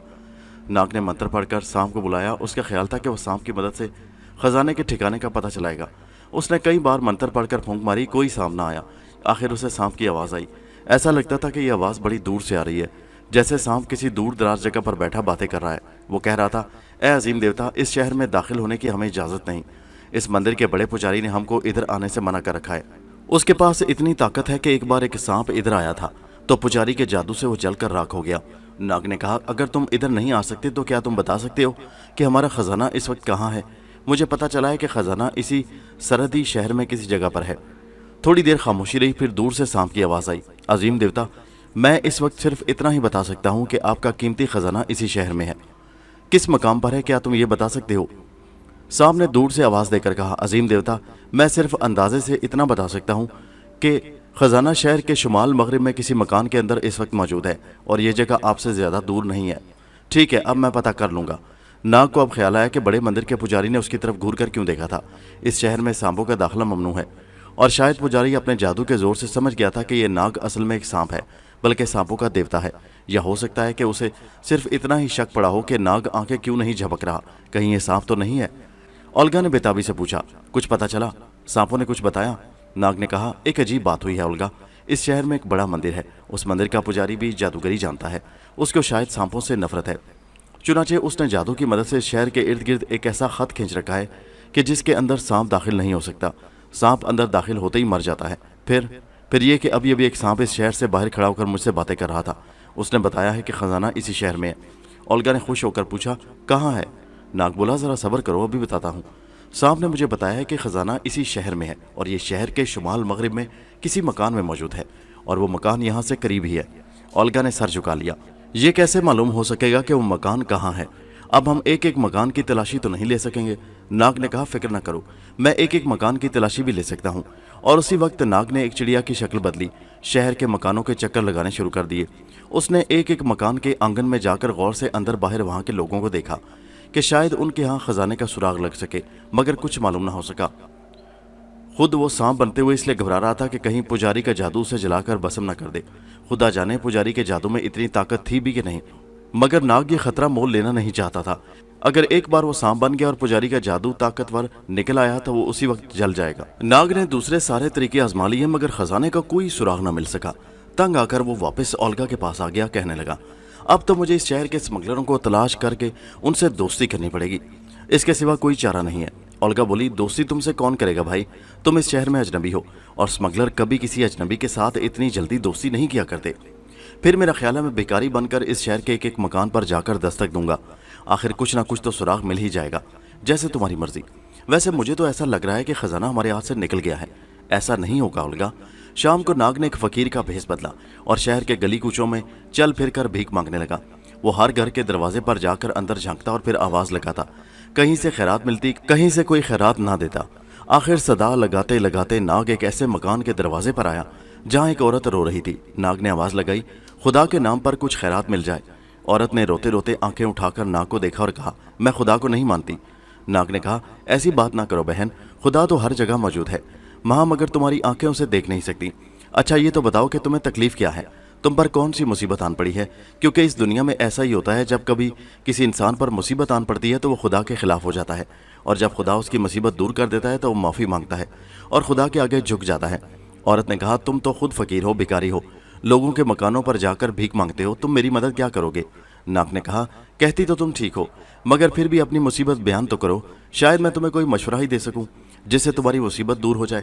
عورت بولی، تو سنو، میرا خاوند مر گیا ہے، میرا ایک ہی بیٹا ہے جو دوسرے ملک گیا ہوا ہے، میرے پاس تھوڑی سی زمین تھی جس پر گزارا کر رہی تھی، اس پر بھی ساہوکار نے قبضہ کر لیا ہے، اس لیے کہ میں نے قرض لے رکھا تھا، اب میرے پاس کھانے کو بھی کچھ نہیں ہے۔ ناگ نے پوچھا، تمہاری زمین کتنی رقم میں رہن ہے؟ عورت نے کہا، رہن کہاں ہے بیٹا، ساہوکار نے اس پر قبضہ کر لیا ہے، وہ کہتا ہے کہ میں اسے 6 لاکھ روپے لا کر دوں تو وہ زمین واپس کرے گا۔ 1 لاکھ قرض تھا جس پر 5 لاکھ ساہوکار نے سود ڈال دیا ہے، میرے پاس کھانے کو کچھ نہیں، میں 6 لاکھ روپے کہاں سے لاؤں گی؟ عورت بہت مجبور اور دکھی دکھائی دیتی تھی، یہ کہتے ہی وہ رونے لگ گئی۔ ناگ اس کے آنسو دیکھ کر اس کا دل پسیج گیا اور کہنے لگا، بہن رو مت، میں تمہاری ہر ممکن مدد کروں گا، اللہ نے چاہا تو تمہارے مشکل دن گزر جائیں گے اور آسانیاں پیدا ہوں گی۔ ناگ نے اس عورت سے وعدہ کیا کہ وہ اس کی مدد ضرور کرے گا۔ عورت حیرانی سے اور بے یقینی سے اسے دیکھ رہی تھی۔ اس کے بعد ناگ اس مکان سے باہر آ گیا اور ایک طرف کو چل پڑا۔ شہر سردی میں خاموش تھا اور سو رہا تھا، گلیاں اور بازار سنسان تھے۔ اس نے ایک آواز سنی جیسے کوئی زمین میں پھاوڑا چلا رہا ہو۔ وہ اس آواز کی طرف لپکا۔ یہ آواز ناگ کو ایک گلی میں لے آئی۔ آواز ایک مکان کے اندر سے آ رہی تھی۔ ناگ نے دروازے کے ساتھ کان لگا کر سنا۔ اندر ایسا لگ رہا تھا جیسے کوئی زمین کھود رہا ہے۔ تھوڑی دیر بعد آواز آنی بند ہو گئی، پھر جیسے کوئی دروازے کی طرف ڈیڑھی میں آ رہا ہے۔ قدموں کی آواز کے ساتھ ہی ناگ پرے ہٹ کر چھپ گیا۔ دروازہ کھلا اور چنگو ڈاکو نے باہر جھانک کر دیکھا۔ پھر اس نے دروازے کو باہر سے تالا لگایا اور ایک طرف چلا گیا۔ ناگ نے سوچا کہ اندر چل کر دیکھنا چاہیے کہ یہ زمین کسی خزانے کو دبانے کے لیے تو نہیں کھودی جا رہی تھی۔ ناگ نے سانپ کا روپ دھارا اور نالی کے راستے سے مکان کے اندر داخل ہو گیا۔ مکان میں صرف ایک ہی کمرہ تھا۔ ایک دیا تاک میں جل رہا تھا۔ ناگ نے دائیں بائیں گھوم کر دیکھا، سوائے ایک چارپائی اور چند ایک پرانے برتنوں کے اور کچھ بھی نہیں تھا۔ پھر اسے ایک چھوٹا سا دروازہ نظر آیا۔ یہ کوٹڑی تھی۔ ناگ اس کے اندر بھی گیا۔ اندر ایک چراغ روشن تھا، زمین ہموار تھی۔ کسی جگہ سے معلوم نہ ہوتا تھا کہ یہ جگہ کھودی گئی ہے اور اس کے اندر خزانہ دفن کیا گیا ہے۔ ناگ باہر آ رہا تھا کہ مکان کا دروازہ کھلا اور چنگو اندر آیا۔ ناگ چپکے سے بائیں طرف نالی میں سے گزر کر باہر نکل گیا۔ ناگ کو اس آدمی پر شک سا پڑ گیا تھا کہ اگر اس شخص کے پاس خزانہ نہیں تو کم از کم اسے یہ ضرور معلوم ہے کہ خزانہ کس کے پاس ہے اور کس جگہ ہے۔ ناگ نے سوچا کہ اس شخص سے مل کر دوستی کرنی چاہیے اور خزانے کا سراغ لگانا چاہیے۔ ناگ دوسرے دن چنگو کے مکان پر آیا اور دستک دی۔ چنگو نے دروازہ کھول کر پوچھا، کون ہو تم، کیا چاہتے ہو؟ ناگ نے کہا، میں اس شہر میں مسافر ہوں، میرے پاس سونے کی کوئی جگہ نہیں ہے۔ آپ کا سنا کہ آپ بڑے اچھے آدمی ہیں، سو آپ کے پاس چلا آیا۔ چنگو نے غصے میں کہا، شہر میں سرائے نہیں ہے کیا جو میرے پاس آ گئے ہو؟ چلو بھاگو یہاں سے۔ ناگ نے کہا، جناب میں ایک کھاتے پیتے گھرانے کا نوجوان ہوں، کبھی سراؤں میں نہیں رہا، میں آپ کی نظر ایک ہیرا پیش کرتا ہوں۔ اور ناگ نے جیب سے قیمتی ہیرا نکال کر چنگو کو پیش کیا۔ چنگو نے ہیرے کی چمک دمک دیکھی تو دنگ رہ گیا۔ پھر ناگ کو دیکھا۔ ناگ اچھے قیمتی لباس میں تھا۔ سمجھ گیا کہ کوئی امیر خاندان کا چشم و چراغ ہے، اس کو گھر میں مہمان رکھ لینا چاہیے۔ مگر تم نے یہ ہیرا کہاں سے حاصل کیا دوست؟ حاصل کیا؟ ناگ نے کہا، بھائی یہ میں نے ذاتے راہ کے لیے ساتھ رکھا ہوا ہے، یعنی راستے کے خرچ کے لیے۔ یہ میں آپ کی نظر کر رہا ہوں کیونکہ مجھے آپ کی دوستی پر بھروسہ ہے۔ چنگو نے سوچا کہ اس نوجوان کے پاس اس قسم کے اور ہیرے بھی ہوں گے، اس لیے اسے ضرور مہمان رکھ لینا چاہیے۔ بس چنگو لالچ میں آ گیا۔ اس نے کہا، اچھی بات ہے، تم میرے ہاں ٹھہر سکتے ہو، تمہیں صرف آدھی رات کو میرے ہاں آنے کی اجازت ہوگی۔ اس سے پہلے تم شہر میں گھومتے پھرتے رہو گے، کیونکہ آدھی رات تک میرے گھر والے میرے پاس ہوتے ہیں، آدھی رات کے بعد وہ اپنے دوسرے گھر چلے جاتے ہیں۔ کیا تمہیں منظور ہے؟ مجھے منظور ہے، ناگ نے کہا۔ چنگو چاہتا تھا کہ یہ مہمان نوجوان کم سے کم اس گھر میں رہے تاکہ اس کو خزانے کے بارے میں ذرا سا بھی شک نہ پڑ سکے۔ ادھر ناگ نے خدا کا شکر ادا کیا کہ اسے اس شخص کے گھر میں آنے کی اجازت تو ملی، اب وہ کم از کم اپنے شک کو تو دور کر سکتا تھا۔ ناگ نے واپس گھر جا کر اولگا کو ساری بات بتائی۔ اولگا ہنسی، یہ تو تم کھسیانی بلی کی طرح کھمبا نوچ رہے ہو۔ ناگ بھائی، ان باتوں سے اب کچھ نہیں ہوگا، ویسے مجھے کوئی اعتراض نہیں، اگر تم وقت ضائع کرنا چاہتے ہو تو کرو، میں تو اب بھی یہی کہوں گی کہ مجھے آگے جانے کی اجازت دو اور تم واپس روس جا کر اپنے دوست کو تلاش شروع کر دو۔ ناگ ہنسا، کوئی بات نہیں اولگا بہن، ایک وقت آئے گا کہ تم ہی کہو گے کہ ناگ بھائی تم ٹھیک کہتے تھے، اور یہ وقت بہت جلد آئے گا، بس مجھے صرف 4 روز کی اور مہلت دے دو۔ ٹھیک ہے، مجھے بھلا کب اعتراض ہے، تم 10 روز چاہو تو میں یہاں ٹھہرنے کو تیار ہوں، میں نہیں چاہتی کہ تم یہ کہو کہ دیکھو اولگا نے مجھے کوشش نہیں کرنے دی۔ ناگ دوسرے روز شام کے وقت گھر سے نکلا اور شہر میں گھومتا پھرتا رہا۔ آدھی رات کے بعد چنگو ڈاکو کے گھر گیا۔ وہ ناگ کا انتظار کر رہا تھا۔ ناگ نے اسے پھر کچھ روپے دیے۔ چنگو نے اسے کھانا اور پھل کھانے کو دیا۔ ناگ نے کہا، پھل کھاؤں گا بھائی، کھانا تو میں کھا چکا ہوں۔ کچھ دیر باتیں کرنے کے بعد ناگ سو گیا۔ اصل میں وہ سویا ہوا نہیں تھا بلکہ جھوٹ موٹ پڑا تھا اور جاگ رہا تھا۔ وہ پتہ کرنا چاہتا تھا کہ یہ شخص آدھی رات کے بعد کوئی حرکت تو نہیں کر رہا۔ ناگ انتظار کرتے کرتے سونے ہی لگا تھا کہ اس نے دیکھا کہ چنگو بستر سے اٹھ کر اندر والی کوٹلی میں گیا ہے۔ ناگ بھی اٹھ کر بیٹھ گیا۔ تھوڑی دیر کے بعد اندر سے ٹھک ٹھک کی آوازیں آنے لگیں۔ اندر روشنی ہو رہی تھی۔ ناگ نے سوچا کہ سانپ کی شکل میں اندر چلا جائے۔ پھر خیال آیا کہ کوٹلی چھوٹی سی ہے اور یہ چراغ بھی روشن ہے، سانپ اسے نظر آ جائے گا اور وہاں سے بچنا مشکل ہو جائے گا۔ ابھی وہ غور کر ہی رہا تھا کہ چنگو ڈاکو باہر آ گیا۔ اس کے ہاتھ میں ایک جواہراتی ہار تھا جس کے ہیرے اندھیرے میں بھی چمک رہے تھے۔ ناگ خاموشی سے بستر پر لیٹ گیا۔ اس نے یوں آنکھیں بند کر لیں جیسے سو رہا ہو۔ چنگو ڈاکو نے ناگ کی چرپائی کے قریب آ کر اسے جھک کر دیکھا، یہ تسلی کرنے کے لیے کہ کیا وہ سو رہا ہے۔ ناگ نے ہلکے ہلکے خراٹے لینے شروع کر دیے۔ تھوڑی دیر تک چنگو ڈاکو جواہرات کے ہار کو پیار سے دیکھتا اور چومتا رہا، پھر اندر کوٹلی میں گیا اور اسے کسی جگہ چھپا کر واپس آ گیا اور بستر پر لیٹ گیا۔ وہ جاگ رہا تھا اور بار بار پہلو بدل رہا تھا جس کی وجہ سے ناگ کو مہلت نہ مل سکی کہ وہ اندر جا سکے۔ اتنے میں دن چڑھ آیا۔ ناگ یوں ہی انگڑائی لے کر اٹھا۔ بھائی آج تو بڑی گہری نیند آئی۔ چنگو ڈاکو ہنسا، اچھا میں بھی خوب سویا۔ ایک طرح سے ڈاکو کو تسلی ہو گئی کہ اس شخص نے رات کو کچھ بھی نہیں دیکھا۔ چنگو ڈاکو کی عادت ہو گئی تھی کہ وہ ہر رات اٹھ کر جواہرات کے ہار کو دیکھتا اور چومتا تھا۔ وہ دولت کا بڑا لالچی ہو گیا تھا۔ ناگ کو اب یقین ہو گیا تھا کہ خزانہ اسی شخص کے پاس ہے، اب اس سے یہ خزانہ نکلوانا ہے۔ اس نے خزانے کو کسی جگہ دفن کر رکھا ہے۔ नाग सांप बनकर खुद मालूम नहीं कर सकता था। इतना तो उसे मालूम हो गया था कि उस पर बड़े पुजारी का जादू काम नहीं करता, क्योंकि वह रात को सांप बनकर भी जिंदा रहा था। अब एक ही तरीका था कि किसी साजिश के जरिए इस डाकू से पता किया जाए कि खजाना किस जगह दफन है। नाग सोचता रहा, आखिर उसे एक तरकीब सूझी। उसने एक रात आते ही चुंगू डाकू से कहा, भाई कल रात मैं नहीं आ सकूंगा, क्योंकि मुझे सरहद पर जाकर अपने एक दोस्त का इंतजार करना है जो रूस से आ रहा है। चुंगू ने कहा, बहुत अच्छा, मैं कल रात दरवाजे अंदर से बंद करके सो जाऊंगा। दूसरी रात नाग वहां न आया और अपने घर पर ही रहा, लेकिन जब आधी रात हुई तो वो चुपके से घर से निकला और डाकू के घर की तरफ रवाना हो गया। रात के अंधेरे में गली बाजार सुनसान थे। डाकू के घर के पास जाकर नाग ने सांप का रूप बदला और एक सुराख में से चुंगू डाकू के घर में दाखिल हो गया। क्या देखता है कि डाकू अपने बिस्तर पर सो रहा है। शायद अभी आधी रात नहीं गुजरी थी, शायद अभी वो वक्त नहीं आया था जब वो कोठरी में जाकर अपनी खुफिया दौलत को निकालकर प्यार करता था। सांप एक कोने में लगकर बैठा रहा। थोड़ी देर बाद डाकू ने बिस्तर पर लेटे लेटे हरकत की। सांप होशियार हो गया। वो बिस्तर पर से उठा और कोठरी का दरवाजा खोलकर अंदर दाखिल हो गया। आज वो अकेला था, नाग वहां नहीं था, इसलिए वो बेफिक्र हो गया था। उसने दरवाजा बंद करने की भी जरूरत न समझी। कोठरी में जाते ही चिराग रोशन कर दिया। कोठरी छोटी थी, जिसकी वजह से चिराग की रोशनी चारों तरफ फैल गई। सांप को बस सिर्फ एक ही खतरा था कि कहीं डाकू की नजर उस पर न पड़ जाए, क्योंकि अगर डाकू उस पर हमला कर देता तो फिर वहां से निकलना बहुत मुश्किल था। नाग की जिंदगी खतरे में पड़ सकती थी। उसके बावजूद सांप का अंदर जाकर खुफिया खजाने का राज मालूम करना भी बहुत जरूरी था। सांप आहिस्ता आहिस्ता रेंगता हुआ कोठरी की छत पर आ गया और कोने में थोड़ा अंधेरा था, वहां लगकर चिमट गया। क्या देखता है कि डाकू ने फर्श पर से दरी परे हटाई। नीचे लकड़ी का एक चौखटा लगा था, उसे भी उठा दिया। नीचे वही संदूक था जिसकी नाग और ओल्गा को जरूरत थी, यानी ज़ारे रोज के खजाने का संदूक जिसे उड़ा लिया गया था। सांप को तसल्ली हो गई कि खजाना मिल गया है। अब वो ओल्गा के सामने बड़े फख्र से सर ऊंचा कर सकेगा। डाकू ने संदूक का ढक्कन उठाकर उसमें से जवाहरात का एक जुड़ाव हार निकाला, उसे गले में डाला। दूसरे हार को उठाकर गौर से देखा, उसे आंखों से लगाया, चूमा और झूमने लगा। इस किस्म का दौलत परस्त, लालची और हरीस आदमी सांप ने पहले कभी नहीं देखा था। सांप छत के कोने से चिमटा ये सारा मंजर बड़े गौर से और बड़ी दिलचस्पी से देख रहा था। जब हरीस डाकू का जी भर गया तो उसने संदूक का ढकना बंद किया, उसके ऊपर लकड़ी का तख्ता रखा, फिर दरी बिछाई और उठकर कोठरी से बाहर निकलने ही वाला था कि जाने किस तरह उसकी नजर छत के कोने में लगे सांप पर पड़ गई। सांप को देखते ही उसने चिराग जमीन पर रखा और कोने में से बंदूक उठाकर फायर कर दिया। गोली सांप के करीब ही छत पर लगी, जिसकी वजह से छत हिल गई और उसके हिलने से सांप छत से नीचे गिर पड़ा। नीचे गिरते ही वो डाकू की तरफ लपका, मगर डाकू ने दूसरा फायर कर दिया। नाग खुदा का शुक्र बजा लाया कि एक बार फिर उसे गोली न लगी। निशाना चूक गया। सांप ने अब के उसे न छोड़ा। सांप ने डाकू के पांव पर डस दिया। उसने डाकू के जिस्म में बस इतना ही जहर दाखिल किया कि जिससे वो बेहोश हो जाए और मरे ना। डाकू के जिस्म पर पहले लर्जा तारी हुआ, उसके हाथ से बंदूक गिर पड़ी। उसने भागना चाहा, मगर उसके पांव सुन होकर मन मन के हो गए।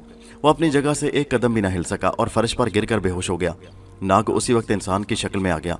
उसने कोठरी को बंद करके ताला लगाया और वहां से निकलकर सीधा ओल्गा के पास पहुंचा। उसे सारी कहानी सुनाई और कहा, चलो अब यहां से निकल चलना होगा। नाग ओल्गा को साथ लेकर घर से निकला। सराय की डेवड़ी में एक घोड़ा बंधा हुआ था। नाग ने उसे खोलकर साथ लिया। मकान से दूर सड़क पर जाकर उसने ओल्गा को घोड़े पर बिठाया और डाकू के मकान पर आ गया। उसके मकान का दरवाजा खुला था। इस मकान के अंदर तुम्हारा खजाना पड़ा है, आओ मेरे साथ। अंदर जाकर नाग ने ओल्गा को संदूक दिखाया और संदूक देखकर ओल्गा हैरत ज़दा रह गई। उसे अपनी आंखों पर यकीन नहीं आ रहा था। भला जो खजाना उससे छीन लिया गया था वो दोबारा उसे कैसे मिल सकता था। मगर नाग ने ठीक कहा था, खजाना उसके सामने जमीन के अंदर पड़ा था। यकीन नहीं आ रहा नाग भाई। नाग ने मुस्कुराकर कहा, देख लो, खजाना तुम्हारे सामने रखा है। अब इसे उठाकर घोड़े पर रखते हैं और तुम अपनी मंजिल की तरफ चलो और मैं वापस रूस जाकर अपने भाई और बहन मारिया की तलाश शुरू करता हूँ। नाग और ओल्गा ने संदूक उठाकर घोड़े पर लादा। नाग ने कहा, और हाँ, इसमें से एक जुड़ाव हार मुझे दे दो, मैंने एक मुसीबत ज़दा बेवा औरत की मदद करनी है। नाग भाई, तुम सारा खजाना लेकर रख सकते हो। नाग ने कहा, नहीं, इसकी ज़रूरत नहीं है ओल्गा, मुझे कोई ख़जाना नहीं चाहिए, सिर्फ एक जुड़ाव हार लूँगा, वो भी बेवा औरत की इमदाद के लिए, उससे मैंने वादा किया था, उसने कहा। नाग ने हार लेकर जेब में रखा और ओल्गा को खजाने के साथ घोड़े पर सवार करके कहा, अब तुम अपने सफ़र पर जा सकती हो। ओल्गा ने कहा, नाग भाई, चूंकि अपनी फूफी के घर तक का सफ़र 2 दिन और 1 रात का है, मैं अकेली हूँ। रास्ते में अगर डाकू ने मुझे लूट लिया तो फिर क्या होगा? मेरी तो मदद करने वाला भी कोई नहीं होगा।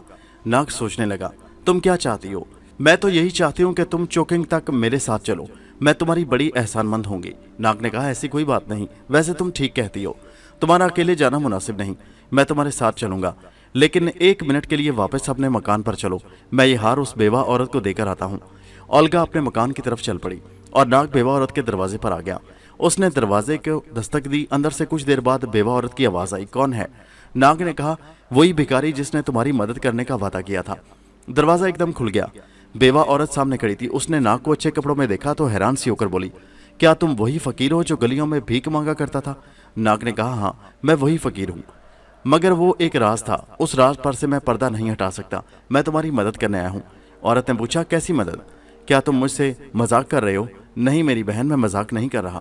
اور پھر اس نے جیب سے جڑاؤ ہار نکال کر اسے دیتے ہوئے کہا، یہ لو ہار، اس کو بیچ کر تم اپنا قرض ادا کر کے زمین واپس لے سکتی ہو۔ بیوہ عورت نے ہار دیکھا تو اس کی آنکھیں کھل گئیں۔ یہ تم کہاں سے لائے ہو؟ ناگ نے کہا، یہ چوری کا نہیں ہے، یہ میرا اپنا ہار ہے اور اس پر کسی کا حق نہیں ہے، تم اسے بے فکر ہو کر فروخت کر سکتی ہو۔ اچھا اب خدا حافظ۔ ناگ بیوہ عورت کو خوش خوش اور کچھ حیران بھی چھوڑ کر واپس اولگا کے پاس آ گیا۔ اب انہوں نے ایک دوسرے گھوڑے کا بندوبست کیا اور دونوں شہر چوکنگ کی جانب روانہ ہو گئے۔ جتنی رات باقی رہ گئی تھی وہ انہوں نے سفر میں گزار دی۔ ہمارا خیال ہے کہ اولگا اور ناگ کو چھوڑ کر اس جگہ اب ہم ذرا امبر کی خبر لیتے ہیں کہ وہ کس حال میں ہے۔ جیسا کہ آپ سن چکے ہیں کہ امبر سائبیریا کے شمال مغرب کی جانب ایک لیبارٹری اور راکٹ لانچر کے بیس کیمپ کی طرف جا رہا تھا۔ وہ اس کیمپ میں جا کر کسی طیارے کے ذریعے یہاں سے اڑ جانا چاہتا تھا تاکہ جاپان کے سمندر میں جا کر ماریا کو تلاش کیا جائے۔ اس نے جاپانی سمندر میں ماریا کو جہاز پر دیکھا تھا۔ امبر جس وقت راکٹ کیمپ میں پہنچا صبح ہو چکی تھی۔ یہ ایک پراسرار اور خفیہ کیمپ تھا جہاں حکومت چھپ کر تجربے کرتی تھی۔ امبر کے بارے میں اس کیمپ کو اطلاع مل چکی تھی کہ اسے جہاں اور جس حالت میں بھی دیکھا جائے فوراً گرفتار کر لیا جائے، اور چونکہ وہ کسی طاقتور شہر سے بھی گرفتار نہیں ہو سکتا اس لیے اسے بے ہوش کر کے گرفتار کیا جائے اور کیمپ کے تہخانے میں قید کر لیا جائے۔ امبر اس حکم سے بے خبر تھا۔ وہ جس وقت کیمپ میں پہنچا تو اسے کچھ نہیں کہا گیا۔ پہرے داروں اور سپاہیوں کو خاص احکام مل چکے تھے۔ وہ اس کے ساتھ مہربانی اور خوش اخلاقی سے پیش آئے۔ کمانڈر نے امبر سے ہاتھ ملایا اور کہا، ہیڈ کوارٹر نے ہمیں آپ کی خدمت کے لیے خاص طور پر مقرر کیا ہے۔ امبر پہلے تو حیران ہوا، سوچنے لگا کہ ان لوگوں نے کوئی جال تو نہیں پھیلا رکھا۔ پھر خیال آیا کہ بھلا انہیں جال پھیلانے کی کیا ضرورت ہے؟ ان کو تو معلوم ہی ہے کہ امبر کے پاس خفیہ طاقت ہے اور وہ ان کے قابو میں آ ہی نہیں سکتا۔ شاید یہ لوگ مجھ سے کوئی کام لینا چاہتے ہیں۔ امبر دل ہی دل میں ہنس پڑا کہ ان لوگوں کو معلوم ہی نہیں ہے میں نے یہاں سے بھاگنے کا پروگرام بنا رکھا ہے۔ میں تو کسی ہوائی جہاز کی تلاش میں یہاں آیا ہوں۔ جو ہی میری پسند کا ہوائی جہاز نظر آیا میں اس میں بیٹھ کر 9-2-11 ہو جاؤں گا۔ کمانڈر امبر کو ایک طرف لے جا کر بولا، ہیڈ کوارٹر نے خاص طور پر ہدایت کی ہے کہ آپ کو اپنا ایک خاص راکٹ دکھایا جائے۔ یہ راکٹ حکومت بڑے خفیہ طریقے سے تیار کر رہی ہے۔ کیا آپ اسے دیکھنا پسند کریں گے؟ کیوں نہیں، ضرور دیکھوں گا۔ امبر کے دل میں ایک پل کے لیے بھی خیال نہ آیا کہ یہ لوگ اسے راکٹ کے خاص مضبوط ترین لوہے کے کمرے میں لے جا کر بے ہوش کرنا چاہتے ہیں، لیکن ان لوگوں کو بھی خبر نہ تھی کہ قسمت ان کے ساتھ بھی کھیل کھیل رہی ہے۔ امبر کمانڈر کے ساتھ چلا۔ کمانڈر اسے لے کر ایک راکٹ لانچر پیڈ پر آ گیا۔ یہاں ایک مصنوعی سیارہ کھڑا تھا جسے چاند پر اتارنے کے لیے تیار رکھا گیا تھا۔ یہ سیارہ کچھ دنوں بعد آسمان کی طرف پرواز کرنے والا تھا۔ کمانڈر نے یہ اسکیم تیار کر رہی تھی کہ اس راکٹ کے اندرونی کمرے میں لے جا کر گیس چھوڑ کر امبر کو بے ہوش کر دیا جائے گا۔ کمانڈر امبر کو لے کر راکٹ کے اوپر رکھے ہوئے مصنوعی سیارے کے خاص کمرے میں آ گیا اور امبر سے ادھر ادھر کی باتیں کرنے لگا۔ اتنے میں کمانڈر پیچھے ہٹتا چلا گیا۔ امبر کو اس بات کا احساس ہی نہ ہوا۔ کمانڈر اسے سازش میں الجھا رہا ہے۔ اس کے وہم و گمان میں بھی یہ بات نہیں تھی۔ کمانڈر نے موقع دیکھتے ہی دروازہ سے باہر چھلانگ لگا کر بٹن دبا دیا۔ بٹن کے دبتے ہی کمرے کا فولادی دروازہ یکلخت بند ہو گیا۔ یہ دروازہ اس قدر مضبوط تھا کہ 2 ہاتھی مل کر اسے توڑ سکتے تھے۔ پھر بھی امبر کے پاس اتنی خفیہ طاقت تھی کہ وہ اسے توڑ سکتا، مگر مصیبت یہ ہوئی کہ کمانڈر نے باہر آتے ہی اشارہ کیا۔ نیچے سے ایک دوسرا بٹن دبا دیا گیا۔ اس بٹن کے دبنے سے امبر کے کمرے میں گیس پھیل گئی۔ یہ گیس اس قدر طاقتور تھی کہ ایک ہی سانس نے امبر کو بے ہوش کر دیا اور وہ گر پڑا۔ بد نصیبی یہ ہوئی کہ امبر بے ہوش ہو کر سامنے ایک مشین کے اوپر گر پڑا اور یہ اس کے گرنے سے راکٹ کے ایندھن میں آگ لگ گئی۔ کمانڈر سیڑھی سے اتر کر زمین پر آیا ہی تھا کہ ایک دم سے مصنوعی سیارے کا راکٹ ایک بھیانک شور کے ساتھ آگ اگلنے لگا۔ سارے کیمپ کے لوگ بھاگ کر اپنے اپنے کمروں سے باہر نکل آئے۔ ان کے سامنے مصنوعی سیارہ آہستہ آہستہ لانچنگ پیڈ سے اوپر اٹھ رہا تھا۔ سب لوگ بے بسی کے عالم میں اسے دیکھ رہے تھے اور کچھ نہیں کر سکتے تھے۔ کمانڈر نے پیچھے ہیڈ کوارٹر سگنل دے دیا کہ غلطی سے راکٹ شوٹ ہو گیا ہے۔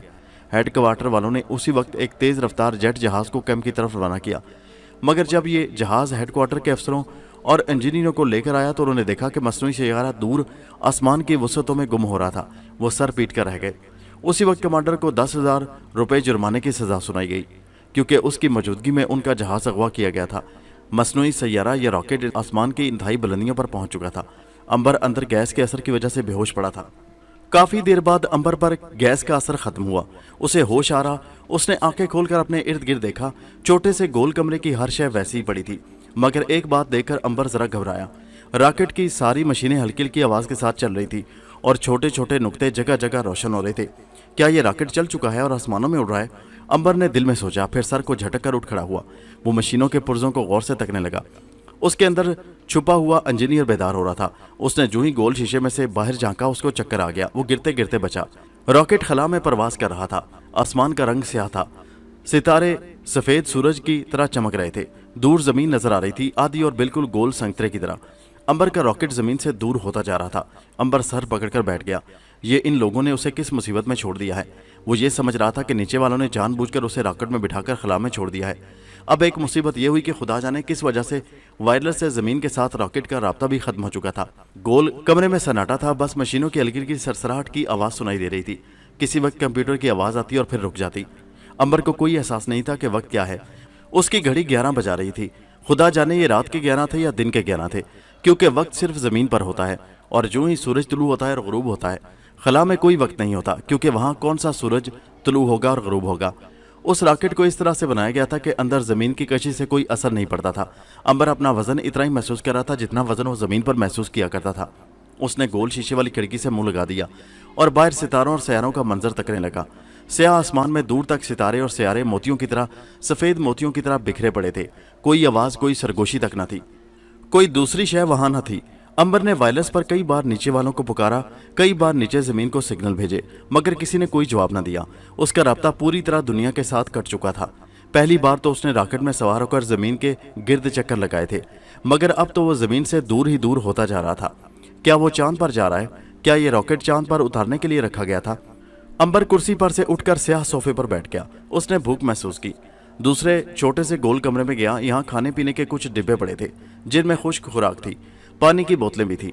अंबर ने थोड़ी सी खुराक खाई, पानी पिया और लेटकर सो गया। काफी देर बाद उसकी आंख खुल गई। खिड़की से सर लगाकर बाहर देखा तो हैरान रह गया। जमीन बहुत दूर पीछे रह गई थी।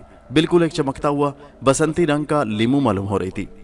दूसरी तरफ चांद पहलू में से होकर गुजर गया है और उसके रॉकेट से दूर होता जा रहा है। तो क्या वो चांद पर भी नहीं उतरेगा? क्या वो चांद से भी दूर, चांद से भी आगे जा रहा है? अब अंबर परेशान हो गया, क्योंकि रॉकेट उसके इख्तियार में नहीं था और वो चांद से आगे किसी नामालूम सितारे या सितारे की तरफ जा रहा था, जिसका मतलब ये था कि या तो वो किसी सितारे के साथ टकराकर पाश पाश हो जाएगा और या फिर किसी सितारे के सूरज की कशिश की वजह से उसके जहन्नुम में दाखिल होकर जल भुनकर गैस बन जाएगा। अंबर को उस रॉकेट में छोड़कर जरा नीचे जमीन पर आते हैं। मारिया अपने बहरी जहाज में सवार जापान के समंदर को पीछे छोड़कर आ चुकी थी और एक जजीरे की तरफ बढ़ रही थी। यह जजीरा बर्फ आलूद था और बेआबाद। रूस के साहिल के बिल्कुल साथ था।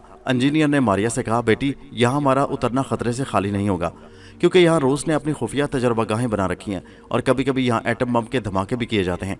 मारिया ने पूछा, तो क्या तुम्हारे ख्याल में उसके अलावा कोई ऐसा साहिल है जहाँ हम उतर सकें? इंजीनियर ने कहा, मैं तो अब भी यही कहूँगा कि हमें रूस के बजाय चीन की किसी बंदरगाह पर जहाज लगाना चाहिए था। मारिया बोली, नहीं, मैं चीन नहीं जाना चाहती। वो रूस से दूर पड़ेगा और मेरा यकीन है कि अंबर और नाग इस रूस के इलाके में ही हैं। वो तो ठीक है, मगर मारिया बेटी, तुम रूस की खुफिया पुलिस को नहीं जानती हो। खैर, तुम तो गायब रहती हो, तुम्हें तो कोई नहीं देख सकेगा और बच जाओगी, मगर मुझे जिंदा नहीं छोड़ेंगे। वो लोग मुझे नहीं छोड़ेंगे। पकड़कर जासूस होने का इल्ज़ाम लगाकर साइबेरिया के किसी कैंप में डाल देंगे और फिर वहीं मेरी मौत वाक़या हो जाएगी। मारिया ने कहा, मैं अपने साथ तुम्हें भी बचा लूंगी अंकल। इंजीनियर मुस्कुराया, शायद तुम्हें मालूम नहीं कि इस इलाके में हर वक्त खतरात का सामना रहेगा। क्या मतलब? मारिया ने पूछा। मतलब ये कि ये रूस का वो इलाका है जहाँ अक्सर एटमी धमाके होते रहते हैं। एटम बम वो शय है कि उसकी हलाक कर देने वाली शुआओं से तुम भी जिंदा ना बच सकोगी। तुम बेशक गायब होगी, एटमी शुआएं तुम्हें गैबी हालत में ही गैस बनाकर भग से दूसरी दुनिया में पहुंचा देगी। अब बताओ तुम्हारा क्या ख्याल है? मैंने तो हकीकत तुम्हारे सामने बयान कर दी है, अब तुम जो कहोगी मुझे मंजूर होगा। मारिया सोच में पड़ गई। इंजीनियर ठीक कह रहा था। आखिर वो सोचकर बोली, फिर तुम्हारा क्या ख्याल है? इंजीनियर ने कहा, मैं तो अब भी यही कहूँगा कि यहाँ से जापान के शुमाल में चीन की किसी बंदरगाह या साहिल पर उतरा जाए और फिर वहां से मंगोलिया और तिब्बत की जानिब से रूस में दाखिल हुआ जाए। ये सफर महफूज रहेगा। ठीक है, ऐसा ही करते हैं, जहाज को वापस मोड़ लो। जहाज का रुख समंदर में जापान के शुमाली इलाकों में चीन की जानिब कर दिया गया। 2 रोज के सफर के बाद उनका जहाज एक ऐसे इलाके में पहुंच गया जिसके बारे में नक्शा देकर इंजीनियर ने बताया कि ये इलाका शुमाली चीन का है और यहाँ से तिब्बत की सरहद ज्यादा दूर नहीं है। तो क्या हम कुतुब शुमाली की तरफ निकल आए हैं? कुतुब शुमाली यहाँ से काफी दूर है, अभी हम गर्म समंदरों में हैं। ठीक है, जहाज को चीन ही के साहिल पर लगा दिया जाए। जहाज को साहिल के साथ एक जगह लंगर फेंक कर खड़ा कर दिया गया। ये शुमाली चीन का बेआबाद इलाका था। चीन में अभी इनकलाब नहीं आया था और जागीरदाराना निज़ाम था और बादशाह हुकूमत करता था, जिसकी वजह से कोई खास निगहदाश्त नहीं की जा रही थी। हर तरफ रिश्वत सतानी और चोरी डाका आम था। डाकू जगह जगह लूट मार मचाते फिर रहे थे। जहाज से कश्ती समंदर में डाल दी गई। उस कश्ती में सवार होकर इंजीनियर और मारिया किनारे पर आ गए। किनारे पर आकर मारिया के दिल में ख्याल आया कि वो अपने साथ इस बूढ़े बेचारे को क्यों घसीट रही है। उसने इंजीनियर से कहा, अंकल, मेरे ख्याल में बेहतर यही है कि तुम जहाज पर ही रहो, मैं आगे जाती हूँ और अपने भाइयों को तलाश करती हूँ। तुम मेरे साथ क्यों मुसीबत उठाते फिरोगे? इंजीनियर बोला, ऐसी कोई बात नहीं बेटी, तुम्हारी हिफाजत करने वाला कोई होना चाहिए। मारिया हंसी, अंकल, मुझे तुम्हारी हिफाजत की ज़रूरत नहीं है, मैं अपनी हिफाजत खुद कर लूँगी। बेहतर यह है कि तुम इस जहाज़ पर ही रहो, आखिर इस जहाज़ की हिफाजत करने वाला भी तो कोई होना चाहिए। इंजीनियर ने सर झुकाकर कहा, जैसे तुम्हारी मर्जी बेटे, मैं वैसे तैयार हूँ और इरादा मेरा तो यही था कि तुम्हारे साथ चलूंगा। नहीं अंकल, तुम जहाज़ पर ही ठहरो, मैं ये सफ़र अकेली करूंगी। बस मारिया ने बूढ़े इंजीनियर को वहीं से वापस कर दिया। उसने कुछ रुपए, पानी की एक छागल और कुछ खुश्क गोश्त थैले में भरकर साथ लिया और इंजीनियर के बताए हुए नक्शे के मुताबिक आगे बढ़ गया। इंजीनियर कुछ दूर तक मारिया को मैदान में जाता देखता रहा, फिर वो कश्ती में सवार होकर वापस अपने जहाज़ पर आ गया। मारिया ने उसे कह दिया था कि जब तक वो वापस नहीं आती वो उसी जगह है। हाँ, अगर उसे बहुत ज़्यादा अरसा गुजर जाए और ना आए तो इंजीनियर को चाहिए कि वो जहाज़ लेकर अपने मुल्क इंडोनेशिया चला जाए। मैं वहाँ आकर तुमसे किसी न किसी तरह कभी ना कभी मिल लूँगी। इंजीनियर ने जहाज़ के ऊपर आकर कश्ती को ऊपर खींच लिया, खुद जहाज़ के कैबिन में गया, कहवे की एक प्याली पी और लेटकर सो गया। दूसरी तरफ मारिया सफ़र कर रही थी। उसे सारा दिन गुजर गया। शाम के करीब वो एक गाँव के पास पहुंची। यहाँ चंद एक झोंपड़े बने थे और गरीब चीनी किसान काश्त कर रहे थे। मारिया ने महसूस किया कि वो बेहद गरीब हैं और उनके बच्चे गंदे हैं। मारिया को बड़ा तरस आया। उसके पास कोई 1000 चीनी सोने के सिक्के थे। मारिया ने सारी झोंपड़ियों के अंदर जाकर 10-10, 20-20 सोने के सिक्के फेंक दिए और आगे रवाना हो गई। कुछ देर बाद चीनी लोगों ने सोने के सिक्के देखे तो खुशी से नाचना शुरू कर दिया। मारिया उन्हें दूर से देखती रही और खुश होती रही। इस गांव से आगे उसे एक टीले के दामन में एक छोटा सा हवेली नुमा एक मंजिला पक्का मकान नजर आया। वो समझ गई कि ये उस इलाके के जागीरदार या चीनी नवाब का घर है और ये चीन काश्तकार उसी नवाब के लिए अपना खून पसीना बहा रहे थे। मारिया के लिए ये एक अच्छी आरामगाह थी।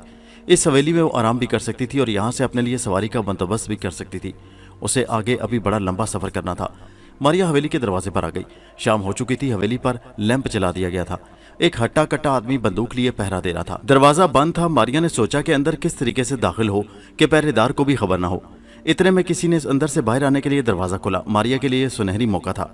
वो दरवाज़ा दोबारा बंद होने से पहले पहले अंदर दाखिल हो गई। एक छोटा सा रास्ता बाग में से होकर सामने एक छोटे से महल के बरामदे को जाता था। उस बरामदे में एक फानूस जल रहा था। पिंजरों में कैद बुलबुलें शोर मचा रही थी। एक जाने बड़ा सा कुत्ता जंजीर के साथ बंधा था। उसने गायब औरत की मौजूदगी को महसूस करते ही, बल्कि यूं कहना चाहिए कि मारिया की बू सूंघते ही, उठकर जोर जोर से भौंकना शुरू कर दिया। मारिया उसके भौंकने से एक बार तो सहम गई। कुत्ता मारिया की तरफ मुंह करके जोर जोर से भौंक रहा था। उसे भौंकते और बहुत बुरी तरह से भौंकते की आवाज़ सुनकर अंदर से एक गोल मटोल सा चीनी जागीरदार बाहर आया। उसने रेशम का लिबास पहन रखा था। उसने आते ही कुत्ते को पिचकार कर कहा, मोती मोती, क्यों भौंक रहे हो? यहाँ कौन है? किस पर भौंक रहे हो? बस अब चुप हो जाओ, बड़ी हो गई। क्या मुझे आराम करने दोगे कि नहीं? मगर कुत्ता भौंके ही जा रहा था। उसका मुंह बराबर मारिया की तरफ था। जागीरदार ने उस तरफ देखकर कहा, अरे ये इस तरफ कौन है जिस पर तू इस बुरी तरह से भौंक रहा है? और फिर जागीरदार ने खुद उस तरफ जाकर देखा जिधर मारिया खड़ी थी। मारिया उसे देखकर जल्दी से परे हट गई। जब कुत्ता फिर भी भौंकने से बाज ना आया तो जागीरदार ने ताली बजाकर नौकर को बुलाया। इस कमबख्त को यहाँ से ले जाओ। हट्टे कट्टे नौकर ने जंजीर खोली और कुत्ते को घसीटता हुआ वहां से ले गया। कुत्ता इस कदर जोर में था कि नौकर के काबू में ही नहीं आ रहा था। जागीरदार ने इत्मीनान का सांस लिया और वापस अपनी आरामगाह में दाखिल होने के बाद दरवाज़ा बंद कर दिया। मारिया ने भी खुदा का शुक्र अदा किया कि इस कुत्ते से निजात मिली। कमबख्त अगर खुला होता तो ज़रूर मारिया को काट खाता। मारिया ने हवेली के इर्द गिर्द घूम फिर कर देखा।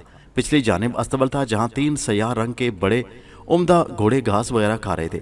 पास ही एक बग्गी भी थी। मारिया ने उनमें से एक घोड़े को अपने लिए पसंद कर लिया। आज की रात इस हवेली में गुजारने के बाद कल इस घोड़े पर सवार होकर आगे सफ़र किया जाएगा। ये सोचकर मारिया वापस हवेली के दरवाजे पर आ गई। वो अपने रात बसर करने का ठिकाना तलाश कर रही थी।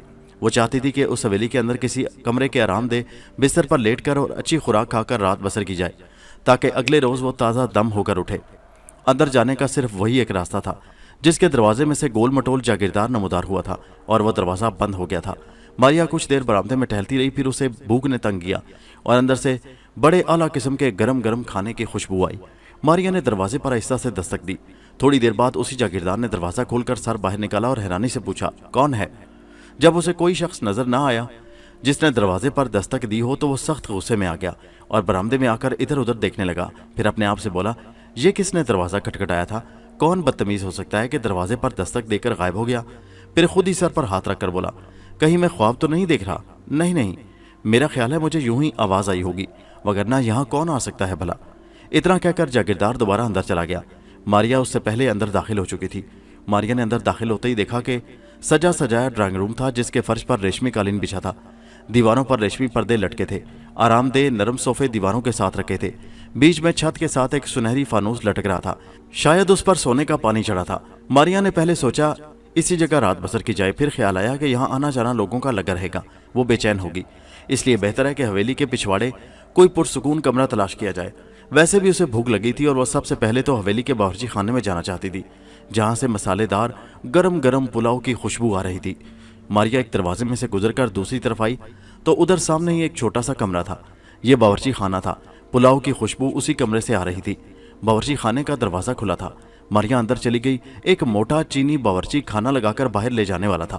ماریا نے اسے باہر جانے دیا۔ باورچی چلا گیا تو ماریا نے دیکھا کہ دیجکے قسم قسم کے کھانوں سے بھرے ہوئے تھے۔ گوشت بھنا ہوا تھا، پکا ہوا تھا، ابلا ہوا تھا، پلاؤ تھا، بریانی تھی اور سویاں تھی اور پھل تھا۔ ماریا نے جی بھر کر سب کچھ کھایا، پھر سیب ہاتھ میں لے کر اسے دانتوں سے کاٹ کاٹ کر کھاتی باہر نکل رہی تھی کہ باورچی سامنے سے آتا نظر آیا۔ ماریا دروازے سے ٹکرائی تو اس کے ہاتھ سے سیب نکل کر فرش پر لڑکتا ہوا آگے چلا گیا۔ باورچی اپنی جگہ پر دھک سے رہ گیا کہ یہ اندر سے باہر کس نے سیب اٹھا کر پھینکا ہے، کیونکہ وہ تو باورچی خانے کو خالی چھوڑ کر گیا تھا۔ اس نے آہستہ سے کہا، اندر کون ہے؟ اندر کوئی ہوتا تو جواب دیتا، اندر تو کوئی بھی نہیں تھا۔ باورچی جھک کر سیب اٹھانے ہی لگا تھا کہ اس سے پہلے ماریا نے جھک کر فرش پر سے سیب اٹھا لیا۔ باورچی زمین پر جھکے کا جھکا ہی رہ گیا۔ اس کی آنکھوں کے سامنے سیب غائب ہو گیا تھا۔ اس نے خود سیب کو فرش پر دیکھا تھا اور اب اس کے سامنے اچانک وہ غائب ہو گیا تھا۔ یہ کیا ہو رہا ہے؟ اس نے اٹھ کر چاروں طرف ڈر ڈر کر دیکھا۔ خالی تشت اس کے ہاتھ میں تھا اور وہ جاگیردار کی میز پر کھانا رکھ کر آ رہا تھا۔ یہ کیا کوئی خواب تھا؟ کیا یہاں کوئی اسیب ہے؟ باورچی نے سوچا، پھر سر جھٹک کر اپنے آپ سے کہنے لگا، تو نے آج ضرور بھنگ کے پکوڑے کھا لیے ہوں گے۔ وہ اپنے آپ پر زور سے ہنسا اور باورچی خانے میں داخل ہوا۔ ماریا نے اب اس سے شرارت کرنے کی ضرورت محسوس نہ کی اور وہاں سے چل کر ایک اور کمرے کی طرف آ گئی، کیونکہ اب اسے نیند آ رہی تھی۔ وہ جلد سے جلد کسی کمرے میں جا کر سو جانا چاہتی تھی۔ اچانک ایک کمرے کے قریب سے گزرتے ہوئے اسے کسی لڑکی کی آواز آئی۔ آواز میں درد اور فریاد سی تھی، جیسے کوئی کسی سے فریاد کر رہی ہو۔ ماریا کے قدم وہیں رک گئے۔ وہ جس کمرے سے آواز آئی تھی اس کی کھڑکی کے ساتھ لگ کر سننے کی کوشش کرنے لگی، پھر کوئی آواز نہ آئی۔ کچھ دیر وہاں گہری خاموشی چھائی رہی۔ ماریا نے سوچا کہ اندر چل کر دیکھنا چاہیے کہ یہ آواز کس لڑکی کی تھی، کہیں وہ کوئی مظلوم عورت نہ ہو اور اسے ماریا کی مدد کی ضرورت ہی نہ ہو۔ ماریا نے اس کمرے کا دروازہ تلاش کر لیا۔ اندر دروازے کے آگے پردہ گرا تھا اور نیچے سے ہلکی ہلکی روشنی کی کرنیں باہر آ رہی تھی۔ ماریا نے آؤ دیکھا نہ تھا، بڑے آرام سے دروازے پر دستک دے دی۔ تھوڑی دیر بعد وہی جاگیردار نمودار ہوا۔ بڑا سخت غصے میں تھا، باہر تکتے ہی چیخ کر دھاڑا، کون الو کا پٹھا تھا یہ؟ کون ہے؟ کون ہے؟ ماریا اس کی چیخ دھاڑ سے گھبرا سی گئی، مگر وہ اس عرصے میں کمرے کے اندر داخل ہو چکی تھی۔ اندر جا کر کیا دیکھتی ہے کہ ایک نازک دبلی پتلی سی لڑکی کھانے کی میز پر بیٹھی آنکھوں پر ہاتھ رکھے سسکیاں بھر بھر کر رو رہی ہے۔ جاگیردار نے واپس کمرے میں آتے ہی دروازہ زور سے بند کر کے اندر سے چٹخنی لگا دی اور دستک دے کر بھاگ جانے والے کو گالیاں دیتا اس مظلوم لڑکی کے پاس آ کر بیٹھ گیا اور اسے تسلیاں دینی شروع کر دی۔ تم خواہ رو رہی ہو، تمہارے ماں باپ کے پاس بھلا سوائے غریبی کے کیا ہے؟ وہ تمہیں سوائے بھوک کے اور کیا دے سکتے ہیں؟ میرے پاس سب کچھ ہے، کس چیز کی کمی ہے بھلا؟ میں تمہیں سونے اور ہیرے موتیوں سے لاد دوں گا۔ میرے پاس شادی کر کے رہو گی تو میں تمہیں اس گھر کی مالکہ بنا دوں گا۔ بس اب رونا دھونا بند کر دو۔ لڑکی نے سسکیاں بھرتے ہوئے کہا، خدا کے لیے مجھے میرے ماں باپ کے گھر چھوڑاؤ، میں ان کے ساتھ رہنا چاہتی ہوں۔ جاگیردار نے کہا، پھر وہی احمقوں والی باتیں کرنے لگی ہو؟ تم کو تمہارے ماں باپ نے میرے پاس فروخت کر دیا ہے، اب وہ تمہیں واپس کس طرح لے سکتے ہیں؟ لڑکی نے روتے ہوئے کہا، تم نے ان کی بھوک سے فائدہ اٹھا کر مجھے خرید لیا ہے۔ میں جانتی ہوں تم نے ان کو صرف 10 سیر چاول دے کر مجھے خریدا ہے۔ میں تمہارے پاس نہیں رہوں گی، میں اپنے ماں باپ کے پاس جاؤں گی۔ جاگیردار کو سخت غصہ آ گیا۔ اس نے زور سے لڑکی کے منہ پر تماچا مار دیا۔ تماچا اتنا زوردار تھا کہ اس کی آواز سے کمرہ گونج اٹھا اور لڑکی کی چیخ نکل گئی۔ وہ کرسی پر سے نیچے قالین پر گر پڑی۔ اس کے منہ سے ایک طرف سے خون نکلنے لگا۔ جاگیردار نے دیوار کے ساتھ لگا ہوا ہنٹر اتارا اور لڑکی کو مارنا شروع کر دیا۔ لڑکی نے ہاتھ جوڑ جوڑ کر معافی مانگی اور کہا کہ اب وہ اپنے ماں باپ کا پھر کبھی نام نہیں لے گی، مگر ظالم جاگیردار اسے برابر ہنٹر سے مارے جا رہا تھا۔ اب ماریا کے لیے تماشا دیکھتے رہنا ممکن نہیں تھا۔ اس نے پیچھے سے آ کر میز پر پڑا ہوا گلدان اٹھایا اور زور سے جاگیردار کے سر پر دے مارا۔ جاگیردار چکر کھا کر گرا اور بے ہوش ہو گیا۔ اسے گرتے اور بے ہوش ہوتے دیکھ کر بیچاری چینی لڑکی اور زیادہ زور سے رونے اور چلانے لگی کہ یہ مر گیا ہے اور اب اس کے سارے خاندان پر مصیبت ٹوٹ پڑے گی۔ اس کا احساس ماریا کو بھی ہو گیا، مگر جاگیردار کو سبق سکھانا بھی ضروری تھا۔ جاگیردار کو بے ہوش چھوڑ کر اس نے چینی لڑکی کے پاس جا کر کچھ کہنا چاہا، پھر یہ سوچ کر خاموش ہو گئی کہ غریب سی لڑکی ہے، اس کی آواز سن کر ڈر جائے گی۔ इतने में जागीरदार को होश आ गया और उसने सर पर हाथ फेरा। अभी तक जहां गुलदान लगा था वहां गोमड़ पड़ गया था और दर्द हो रही थी। जागीरदार ने खून भरी आंखों से लड़की की तरफ देखा और गरज कर कहा, ये गुलदान तुमने मेरे सर पर मारा था? अगर मैं मर जाता तो क्या होता? हाँ, मैं तुम्हें जिंदा नहीं छोड़ूंगा। उसने ताली बजाई। 2 गुलाम अंदर आ गए। उन्होंने सर झुकाया और हाथ बांध कर खड़े हो गए। इस लड़की को कुत्तों के आगे डाल दो। जो हुक्म आका। लड़की के मुंह से दिलदोज चीख निकल गई, खुदा के लिए मुझ पर रहम करो, मेरे गरीब माँ बाप पर रहम खाओ, वो मेरे साथ ही मर जाएंगे। जागीरदार ने चीख कर कहा, ले जाओ इस कमीनी लड़की को, डाल दो जाकर भूखे कुत्तों के आगे। दोनों गुलामों ने लड़की को पकड़ लिया और उसे उठाकर कमरे से बाहर ले गए। मारिया बड़ी तेजी से उसके पीछे पीछे गई। मामला खतरनाक था। वो लोग उस मस्कीन सी भूखी लड़की को कुत्तों के आगे डालने जा रहे थे और यकीनन उनके आगे डालने ही वाले थे। दोनों गुलाम लड़की को लेकर बाग की तरफ चले और दूर एक कोठली के बाहर आकर रुके। अंदर से भूखे कुत्तों के भौंकने की आवाजें आ रही थी। एक गुलाम ने कहा, यार न जाने आज तक हम कितने बेगुनाह आदमियों और औरतों को इन कुत्तों के आगे डाल चुके हैं। दूसरा गुलाम बोला, तुम्हें मालूम नहीं है कि बाज लोग इसी लायक होते हैं कि उन्हें कुत्तों के आगे डाल दिया जाए? पहला गुलाम बोला, नहीं यार, फिर भी इंसान का एहतराम करना चाहिए। कहाँ इंसान और कहाँ कुत्ते। मैं तो कहता हूँ इस गरीब लड़की को छोड़ देते हैं और मालिक से जाकर कहते हैं कि हमने उस लड़की को कुत्तों के आगे फेंक दिया है। दूसरा गुर्रा कर बोला, नमक हराम, तू अमानत में खयानत करता है। मैं अभी जाकर मालिक से तेरी शिकायत करता हूँ, देखना मैं तुम्हें इस गद्दारी का पूरा पूरा मजा चखाऊंगा। पहला गुलाम हाथ बांध कर कहने लगा, भाई मुझे माफ़ कर दे, मुझसे गलती हो गई, अब आइंदा कभी ऐसी बात ना करूंगा। मैं तुम्हें सोने के 2 सिक्के देने को तैयार हूँ, तुम मेरी शिकायत नहीं लगाओगे ना? दूसरा गुलाम बोला, ठीक है, सोने के 2 सिक्के मेरे हवाले कर दो, फिर मैं मालिक से तुम्हारी शिकायत नहीं करूंगा। लाओ अब इस लड़की को कुत्तों के आगे डालते हैं। लड़की बेहोश हो चुकी थी और पहला गुलाम हिचकिचा रहा था। दूसरा बड़ा जालिम था, उसने लड़की के पांव रस्सी से बांधने शुरू कर दिए। अभी वो उठा ही था और लड़की को उठाकर कुत्तों के गड्ढे में फेंकने ही वाला था कि मारिया ने उसे धक्का दे दिया।